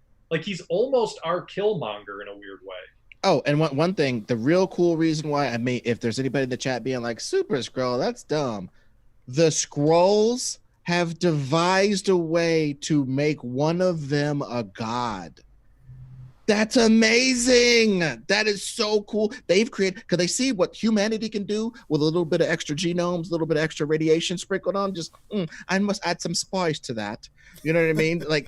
like they've seen what we can be, and they got to think they're better than us because they already got superpowers. So making one of them super. You could really connect this to the MCU, where it's like maybe the Skrulls are building on Bruce Banner's research and building on it's like they're kind of taking everything that has built the MCU, like findings and readings from the Snap, Bruce Banner's research, old Stark technology, and they've cobbled it together into this. Yeah, and also one last thing, another thing that's really brilliant about this that I'm seeing, and maybe I'm just being a reiterator, but if somebody doesn't understand it, the Super Skrull has all of the Fantastic Four's powers. Yeah. When they go interact with the thing that makes the energy that makes the Super Skrull, they get a piece of them. So they're each 1/4 of this guy. That's it. So That's cool. it. They've got like the excess radiation gets them, but he's got all the powers. He's got all of it, and that's why it takes all of them to beat him. Yeah. That's cool, man. Yeah. We're making it work, guys. It's coming together. Maybe we start with the easy one, and should we actually talk about Doctor Doom for the one scene cameo that turns into the MCU level threat later on? Bear in mind, he if we're gonna do canon, that he went to college or at least went to a couple think tanks. I don't think you have to do canon. I think he could even be like a college mentor of Reed Richards. I honestly don't think, because of the story that we've set up so far, like, there's really no need for him to be a contemporary of Reed. Like, it doesn't serve our story, and B, it makes more sense if he's like running his own country, and like he's the exact same age as Reed Richards. It's like, you guys went to the same school. That doesn't sound right to me. Here's my only counter argument. Mohammed bin Salman, the crown prince of Saudi Arabia, is 35 years old. And he's been the crown prince, I think, since he was 27.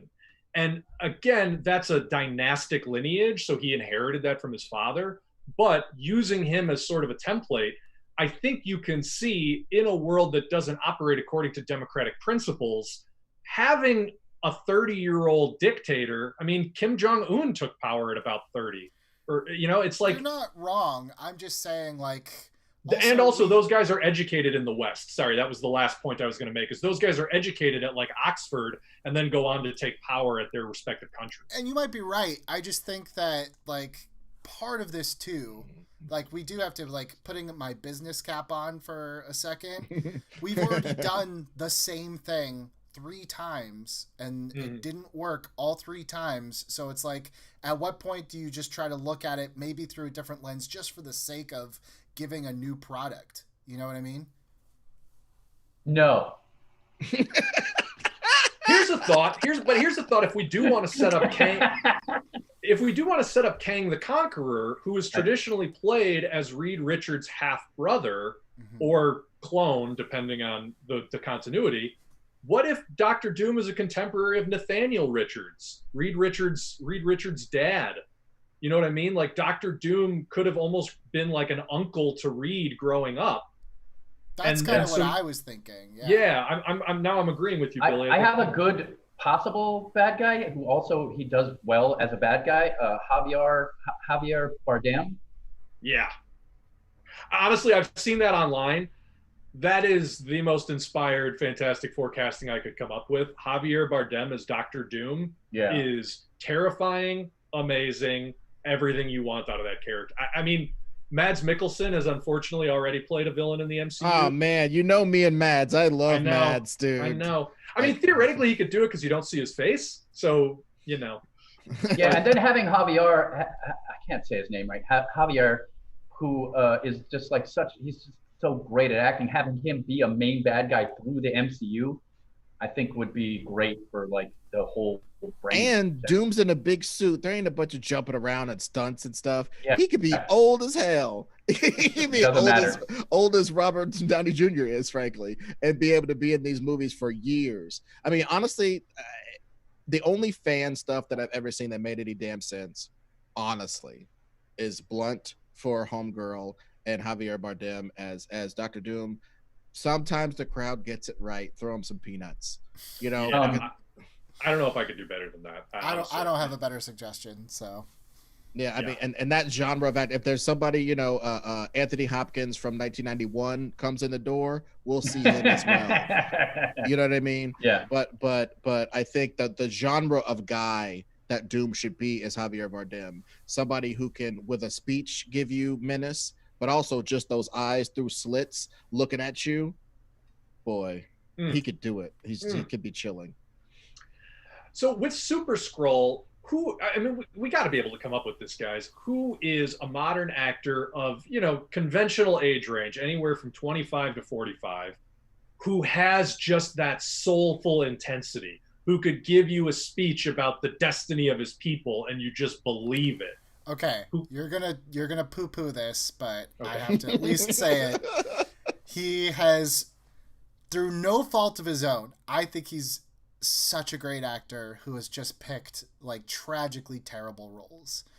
I'm going to pitch Taylor Kitsch because I think that he is such an underrated actor.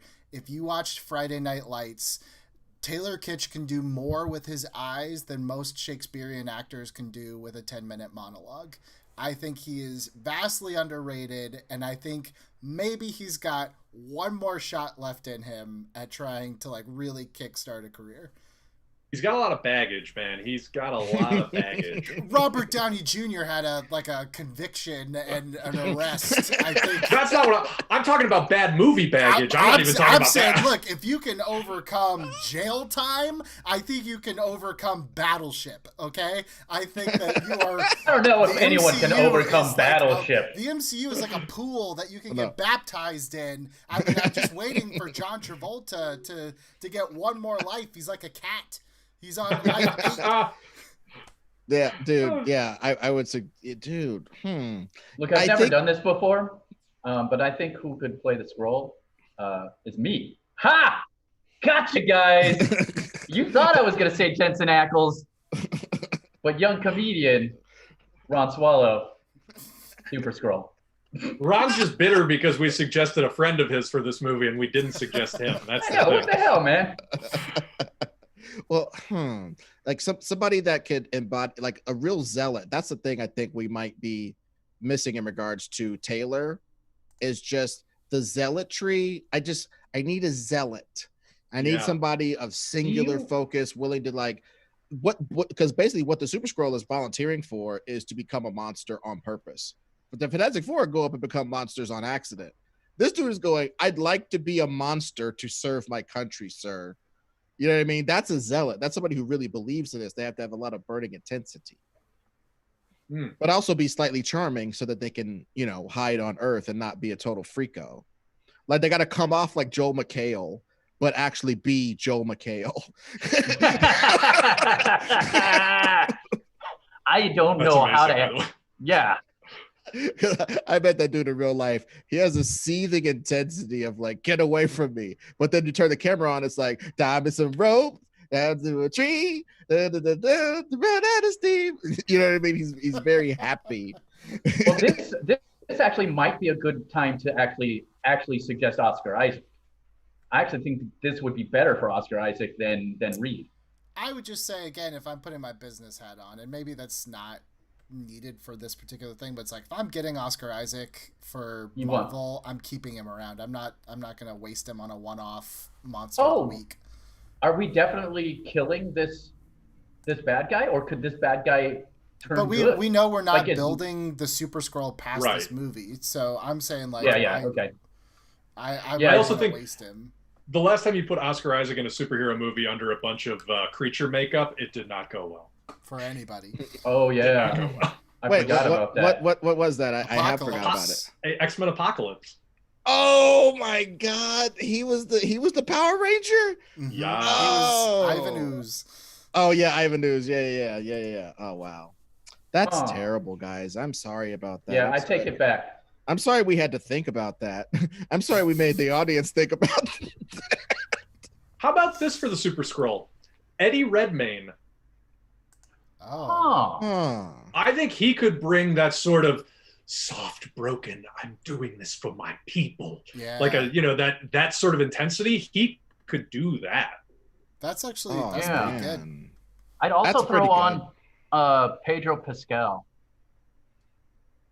He plays the freaking Mandalorian, man. Oh yeah, but still. He's still, I mean, he's in the family, but I think you may have sold me on Eddie now. I think Eddie Redmayne brings the intensity to that performance, and I would also buy him as being like somewhere related to Ben Mendelsohn, which is just sort of another feather Right. in the cap. That style of like fey menacing acting. Mm-hmm. That to kind of just give the audience that little bit of delineation, like it's like how Frasier and Niles Crane talk like each other a little bit. I would Yeah. also You know what I say, mean? like, if we're doing the pull cue, let him fight it out, if that's my, like, younger choice, my older choice would be, like, Russell Crowe. Like, get that name value in, and I believe that he's lived a tough life as a Skrull. Wow. Oh, what, dude? That's kind of blowing my mind. That's interesting. Because I think Russell Crowe would be right in line to be like, look, mate, I already tried this. I already tried this with that crap with the Universal monsters. I already tried this, dude. And you could go, okay, but you don't have to be some goofy runner in a stupid universe. You could be a one-off villain. We'll give you some juicy monologues. You might get an Oscar for doing something that's 80% mocap, dude. And he goes, Russell Crowe doing basically like James Spader in Age of Ultron, just one big, hammy, juicy villain performance. That's interesting. And I love it. And if we did go older, it would be kind of interesting how he's been on Earth. Like he looks like how Ben Mendelsohn kind of looks the age you would expect somebody to look in his position. Him like this kind of guy who's like in his 50s as a sword person. Right. He might have been there he might have been on Earth for 50 years. We don't know. Okay, so what would be interesting then? What if you just use Eddie Redmayne in that wizard role, in that graviton role? He's the side, because he also has a weird Reed Richards quality to him. So if he's like sort of the anti-Reed Richards, the guy who's sort of like the mole that sabotages the big sword experiment, and then goes on, I mean, you could bring him back in sort of a recurring small villain role in future movies even. I have one problem with that, and that's that Jared Padalecki should clearly be Graviton. Oh, man. Wait, who's Jared Padalecki? He's Jensen Ackles' brother in Supernatural. Oh, damn it, Ron. No, he's perfect. Look at this guy. Oh my God! For you guys at home, no, just know this isn't an act. We hate when Ron does this. We legitimately hate when this Ron isn't does like the John Peters kayfabe. It's like, no, stop. Stop derailing us. Look at this. This is not the Passion of the Christ too. We need a super Skrull. That's what Gravitron looks like. He's got a beard and long hair. But also, this is my pitch for Gravitron. Honestly, is somebody whom is. It's almost like he is a villain or whatever. But I don't know. I think that could be cast by a venerable TV actor who's getting his big break right now. I think Graviton could very easily be that, because again, we're focusing on casting a good actor for the Super Skrull, because frankly, Graviton could be Andrew Garfield. I'm not saying him. I'm just saying that type. Like, hey, look, I'm smart. I know what's going on. Shut up. You want kind of a reedy weirdo. I don't know another way to put that. Right. And so like Redmayne being a serious person or Crow being a serious person, I like that for the Super Skrull. I think both of them would add little hints of menace to the voiceover for the mocap. But Graviton, I honestly think if he's going to be the Shocker-esque villain, right? Buffer villain that's sort of not the main guy. And I had a weird thought. What if Graviton came back and thought he was a hero? And it was just like, yeah, I got gravity powers, dude. I got in an accident. I got gravity power. I used to be a scientist. Now I'm a super fresh hero. And Super Skrull murders that dude. And, and the Fantastic Four are like, oh, dude, I stretch. You can turn on fire. That dude who can do all that stuff just murdered that dude who had gravity powers. He had the Empire State Building in his hand while he got murdered by this Skrull guy. This is crazy. You know what I mean? I don't know. I was going to suggest that Graviton actually sort of be the mouthpiece for the, he's the one who's gonna accuse Richards of not going far enough for the open source ethos, right? Like releasing all the technology, like we were talking about. But then in your after credits scene, he survives, and it's revealed that he was working for Doom the whole time, who was sort of the mouthpiece for the other thing. And so you realize like it was all just a put on that Doom did just to see what would happen, something like that. Just a monkey in the wrench, as it were. Yeah, like something. And also, if you think about it, okay, well, how about this? Maybe to shore it up, the Graviton coming back with no opposition to his powers, right, and going to different sites and just digging up all this type of information and going through stuff for his own edification. But in reality, it's like Doom hired a super excavator to pull whole hidden shield buildings out of the ground. You know what I'm saying? To get all the files. You know what I mean? Like, because hacking, there's only so much hacking Shield's going to allow you to do. You notice how nobody really hacks Shield. You got to get in there. It seems to be fairly simple. If Tony Stark can put a checker on one of the things and it just downloads everything. So maybe we don't just further make Shield like the worst FBI bureau. Yeah. Well, dude, and also we could plant the seed. I mean, honestly, Peters is dumb. He doesn't have a very good memory, and he doesn't really remember what we do once we start doing the razzle dazzle. You remember I did that 3 cups thing for him the other day? So like I just think that if we set up the fact that Graviton could exist in this, or that Graviton is one of the astronauts that survived some kind of way, one of the other red shirts that survived it or something. And why are you going away from the idea that Graviton was just like a turncoat agent who sabotaged just so Super Skrull could get his powers and they could get rid of the heroes? Isn't that what I kind of forgot that part. There's a lot of moving wheels in this thing. This thing has more wheels than Optimus Prime. Almost 2 hours now. That's true. This thing has more wheels than Optimus Prime. So I'm just saying, like that was. Well, yeah, okay, that's fine. Okay, so yeah, let's move it towards a conclusion here. The one thing that we haven't nailed down is who is going to play Ben Grimm, which I think is very important, and we haven't come up with good answers. But as we're thinking about that, let's talk director. Let's talk tone. Let's talk approach. So we know that the MCU loves to hire unheralded, young, or call them workman-like directors and elevate them with the MCU house style. I think that's something we could consider here. I think also open to hearing, big name pie in the sky things. As we always say, sure, Jon Favreau and Taika Waititi are great suggestions. Let's just move past that because we get it. Okay, get it. I'm going 2. One is like, it's so funny. It's like sometimes we just like the Taikas, the Johns, there's like 4 or 5 directors who we wouldn't even name because it's like, no, why would they? But hear me out for this first one. If ever he were to do one, I would go see a Steven Spielberg Fantastic Four movie. I feel like he gets a lot of the tone right there. When you say Spielberg, you mentally, like subconsciously already kind of know what movie that's going to be. My second one, after Lakeith, he's only has 1 movie under his belt, but it would be so weird that I would almost just pay just to see what it is. Boots Riley. That could be amazing. Right? That could be amazing. Yeah, I'd pay to see that one. Whether he could work in the studio system, I have no idea. I just wouldn't want him to, like you said, be neutered by Marvel, and that might be like an Edgar Wright Ant-Man thing where they couldn't get it. But that's why it's like, dude, if you're ever going to just go for the big guns, like Spielberg Fantastic Four makes the most sense to me.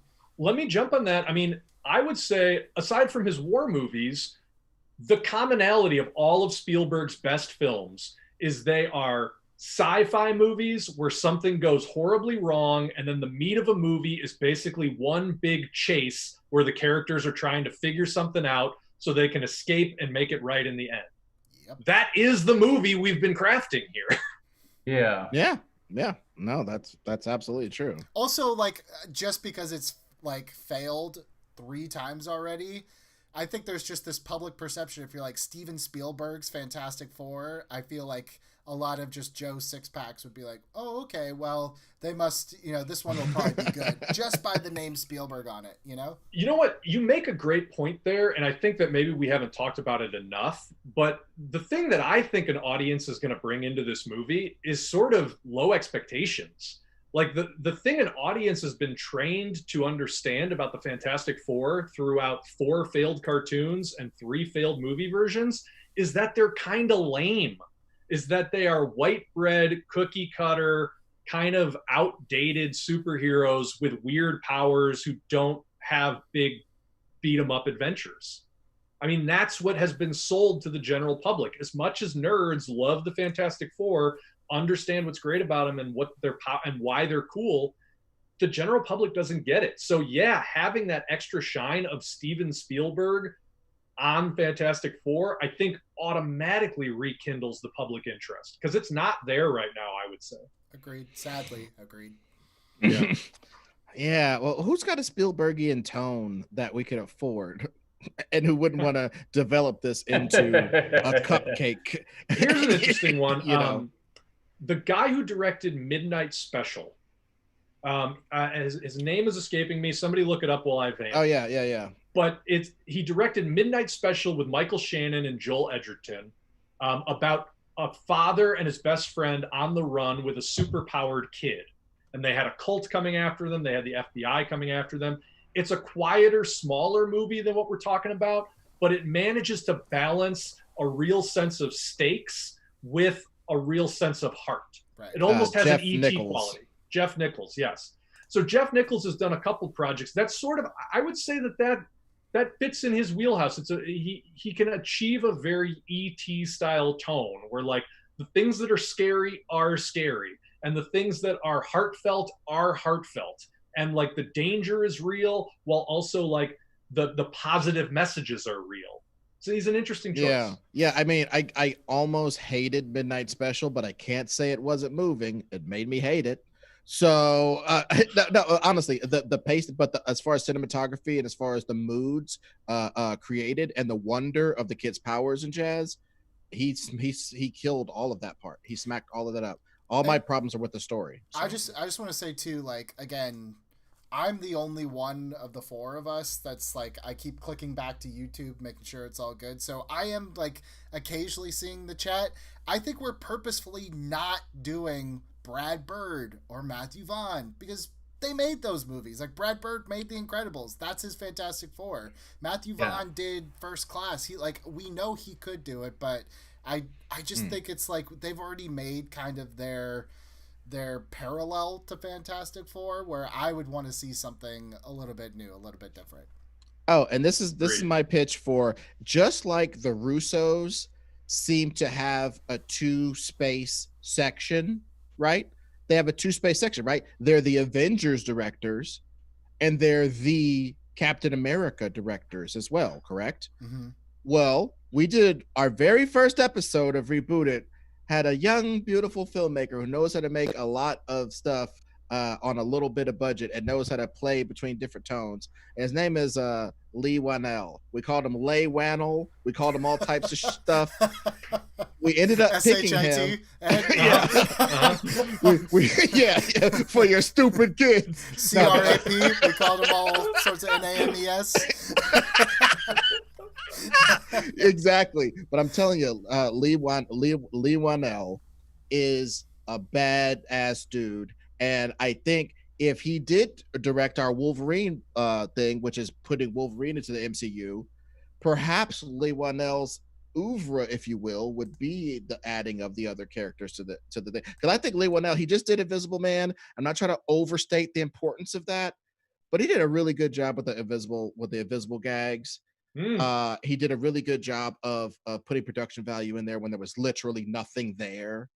I mean, I don't know. I think he's a deft director. I think he understands tone. I think he do a lot with a little. And again, one thing that keeps coming up over and over again in these fan castings, these fan makings of Fantastic Four, is trying to pretend like we're going to be able to make this for less than like $250 million. That's No. insane. We're not No. going to be able to. This Especially movie's going not to the- cost a lot, so we got to get all of our bang for the buck on the screen, bro. Yeah, especially the version that we've been talking about here. Yeah. Yeah, I mean, I'd like to throw in Patty Jenkins just as a. I just think she would handle Sue Storm's story as well, really well, and she's also just a great director. Yeah, I'll throw in that lady from Game of Thrones too. She Yeah. did a billion Game of Thrones episodes on, like 10, $13 million and made it look like better than most movies that are of this subject matter. I think she'd be a great economical choice as well. Yeah. Can't argue. The last thing I just want to cover before we close it down and say goodbye is, we talked about this being a family story and focusing on the family of it all. And I feel like we may have given that a little bit short shrift in terms of what that actually means. And the reason I say that is like, we all get it. There's a tone and sort of a banter that comes with being a family story. But when you look at The Incredibles, right? Let's talk about Brad Bird. When you look at The Incredibles, it's a family story, but it's really a midlife crisis story and how that affects your family.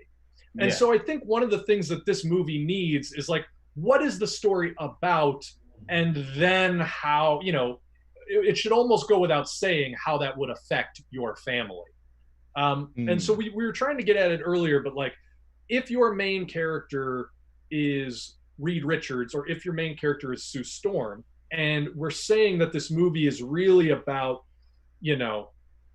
balancing the public good versus public danger, I'm automatically starting to sense like how that could be microcosmed into a family unit, right? Like it's sort of the difference between wanting to protect your family, keep them in a bubble, and wanting to let them go out and grow. And I think if it is Sue Storm's story, that's an interesting arc for her, right? If she starts off as somebody who is overprotective, who will run off into space because her brother's about to be killed in this plot that she uncovered because she wants to protect him so much. And by the end, she's sort of learned to trust these three weirdos that she surrounds herself. So you know what I mean? Like there's an interesting arc to that. Well, yeah, if she finds out, like we were talking about, if she finds out the jazz in space, as we've kind of agreed upon, the only person she knows that can get her up there, and she knows it because maybe she's dating him, but maybe she also started dating him because she had to observe him as one of the key geniuses that isn't under shield or sword control. One of the key people who have enough money, technology, smarts, whatever, to not have to be under Shield's thumb all day. You know what I mean? And she knows that it's almost like, I got to go to this guy. Hey, hurry up. Let me use your phone. But your phone is a teleportation device to get you up to space to save your brother. You know what I mean? I think that could be interesting. That's like, where's Ben come in? Well, I was going to say before, think about Ben, but that's a cool dynamic between Reed and Sue that deals with this idea of like control and protection, where if as a spy, she sort of thinks of him as a liability because she knows that he's so iconoclastic, that he doesn't want to like go along with the program. And then, she sort of has to learn to trust him throughout this story. And in so doing, they start to fall in love with each other. I see that hard. Yeah, just like something to where that would be their bond, and obviously, Ben and Johnny are a part of the red shirts. They're up in space getting beat up, so it's like but I think they're on the mission. Yeah, but like as far as the relationships between Ben and Reed, though, is it that like maybe Ben is like maybe that's another thing that prejudices Reed against Sword and Shield and all those guys, is that Ben is part of it. He's like, these guys don't know what they're talking about. You're smarter than these guys, Stretch, or whatever, whatever. I think it'd just be interesting to have a guy on the inside. No, I like that a lot. I mean, I think that if Ben is almost, and Sue could know that, right? Sue as the spy could know that like Ben is feeding Reed Richards information because Reed Richards is playing these weird chess games behind the scenes. And so it almost becomes then the whole movie is a little bit about trust, right? Between, oh, dude, this is falling into place. Reed doesn't trust Sword. Ben is sort of a turncoat in Sword for Reed. Sue doesn't trust Reed because she knows that he doesn't trust Sword. And so the whole movie becomes these people have to learn to trust each other because they're in this situation together. And in so doing, they sort of discover the amazing stuff about each other. And so you have that family dynamic by the end, and you have the romance between Reed and Sue. I think that, Right. And I think that's nobody, amazing. and no, dude, that's amazing, Bill. But I just want one addendum. Nobody trusts Johnny. Johnny Of course, is proven, he's an idiot. Yeah, Johnny's been proven to be too hot-headed, blah, blah. And by the end, they're going to have to, for a big major thing that has to be done and has to be done right, rely on Johnny Storm. And he's going to come through with flying, literally, colors, and do something dope to save the day. Not to save the whole movie, perhaps, but to like some major part of how they solve the problem is going to be Johnny Storm acting intelligently and getting something done, learning something about being with a real group and learning about teamwork. Again, and like I'm not poo-pooing any of this. I think this is all perfect. The DNA of all that is in those first two movies of the 2000. It is. At least the 2005, 2007. So Yeah. that's why it's like, yeah, when people crap on those, it's like hopefully the other stuff that we've packaged around the Fantastic Four maybe changes their minds, because honestly, that's what the Fantastic Four at the end of the day kind of is, you know? Yeah. No, I think you're right. And that's the thing. I think those Tim Story movies got the characters a lot right. I think they maybe were missing some of the nuance that could have made it more interesting. And the story beats were just super flat. Like the whole movie just became about like, we have powers. What are we going to do now? You know, which is sort of, I think that's where you lose me. Yeah, and then I think they also did Doctor Doom in a bad way. Oh yeah, they did him dirty. That you can't have a bad villain will make your movie like, because the beginning of the first Fantastic Four is a pretty solid movie. Like, I mean, sure, it's an origin story, but like they did a pretty good job with it. And then it turns into a mess, and Doctor Doom sucks and the whole thing. But yeah, I think we took the good elements of a lot of these bad the bad movies and constructed into what I think is a more cohesive form that actually has potential down the line. So nice job, guys. Well, guys, I am not going to let us achieve Reboot until we get a Ben Grimm casting suggestion, damn it. Yeah, no, absolutely. Actually, I was thinking about it. There's a certain genre of actor, Liev Schreiber types, guys who used to be a young, wispy punk who have now aged into this sort of like, they at least have gruff voices. Most of them have tough faces. And I could see them as somebody with enough experience to have gone all the way through astronaut stuff to where you could get into Sword. Yeah. You know what I mean? It's weird as I think about it, because I feel like we've come up against this in other episodes, but like having a 30-something actor who feels legitimately tough and working class is becoming very difficult. I don't Oh my know God! why, but there just aren't a lot of those guys out there just like waiting to be put in a movie. I mean, is Right. Ben one where it's like we've kind of stacked the deck a lot? Like, do you just do an open casting call and you get, you know, a couple thousand people in and you whittle it down until you have 2 or 3 just really like almost like comic book accurate, you know? Yeah. Like, Dave I just don't Bautista. think you need to sell the movie off the star power of Ben Grimm. I really don't. Yeah. I mean, if Tom Welling had been not been Superman all this time and was just some random dude, that's a guy I would pick. He just feels like he has like such a nice, Dude. just a rough around the edges. Just to show you how hard this is, I put in a Google search for tough actors, and Charles Bronson has come up 15 times. By the way, he'd be an amazing thing in 1973. Oh my God, he would. Well, how about this guy? He doesn't have to be tall. He has to be thick, you know. Yes. How about Chris Sullivan Who's he? What's he from? from This Is Us? The From This Is main Us, guy? he played Toby. I Yeah, don't know that show. I don't. he's got a beard. He's pretty thick. Yeah, I don't watch TV to cry. Oh, is he the kind of bigger ladies boyfriend? Yeah, but That he's guy's like, pretty good. He's kind of like you know how Ethan Suplee has gone from being a living planet to a buff ass dude you don't want to mess with. yeah, Should that's who. Ethan? Wait a minute. He's right You there. just buried Yeah. the lead. Should Ethan Suplee be Ben Grimm? Oh, that's an interesting question. I mean, I honestly wouldn't hate it, and I think Ethan Suplee. We throw the pool cue between Ethan Suplee and the guy Homeboy just said, that Sullivan guy, because he is. Oh, he's dude, a big I'm looking guy. at a photo of Ethan Suplee now. He is jacked. yeah, that he might be looks- perfect. No, he. Just like it. I don't know if the age thing. He's always played the like he has a young face, but holy cow, he almost looks like David Harbour now. Yeah, that's Yeah, dude. And by you guys- the way, as somebody who can play like the vulnerable, working class, almost kind of dopey dude, he made his whole career on that. Now Yeah. pair it with sort of like the rugged, burly discipline of being a weightlifter. That dude is the thing. Yeah. Well, Awesome. there you go. well, we did it. Guys, for the last time in season 2 of Reboot It, closing out the quarantine season, we have achieved reboot. Wow. I'm Well, so happy.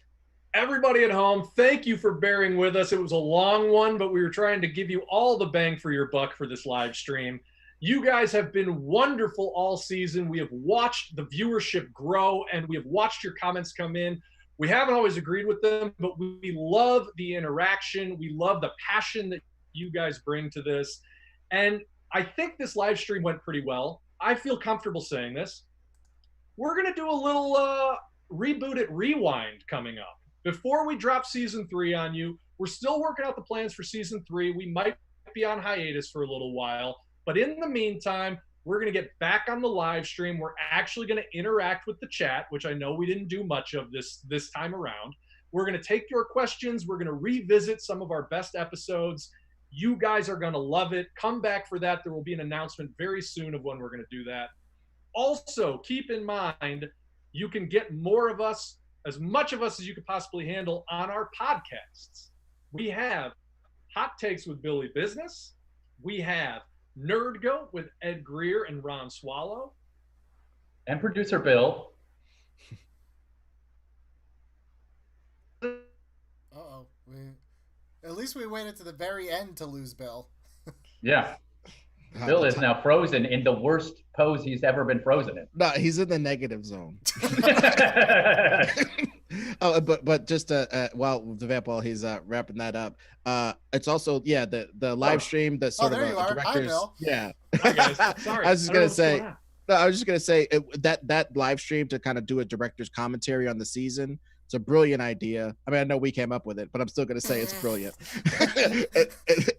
It's a brilliant idea. Sucking his own DICK on the stream. I'm the only one who can. No, Motherfucker, you can't touch your toes. I'm Oh. talking about the size. Oh, okay. I love it. Ron, the fact that you waited until the end of the second hour to drop your first F-bomb is amazing. Dude, I The know. amount of restraint. Dude. Yeah. Oh my God. Yeah. So anyway, thank By you. the way, I can't touch my toes either. I just wanted to clear that It's up. probably fair to say no one on this episode can touch their toes. Dude, Bill Bill can can. do all types of Generalize stuff. that. I long for the days when I could, guys. There was a time. Bill's a yogi, but anyway, I was saying was it's going to be great to have sort of a director's commentary for the entire few seasons that we've done. So like, get you guys questions together because we're going to be really interactive on the one. That's all I want to reiterate. And finally, there is a big announcement coming from me and Ed and Ron. And I'm not even going to spoil what it is. If you listen to Nerd Goat, you might know what it is. But watch this space as well. We're going to have a little promo video making a big announcement. There are plans afoot for this summer, guys. So don't you worry. If you love what we do, we are coming back, and we are coming back hot. More reboots coming, all of your favorite properties. We are living, of course, in the golden age of IP entertainment, which means there is no rest for the weary when you're rebooting. Until season 3, be well. For Billy Business, for Ed Greer, for Ron Swallow, I'm producer Bill. We are the Reboot Crew. Catch you next season.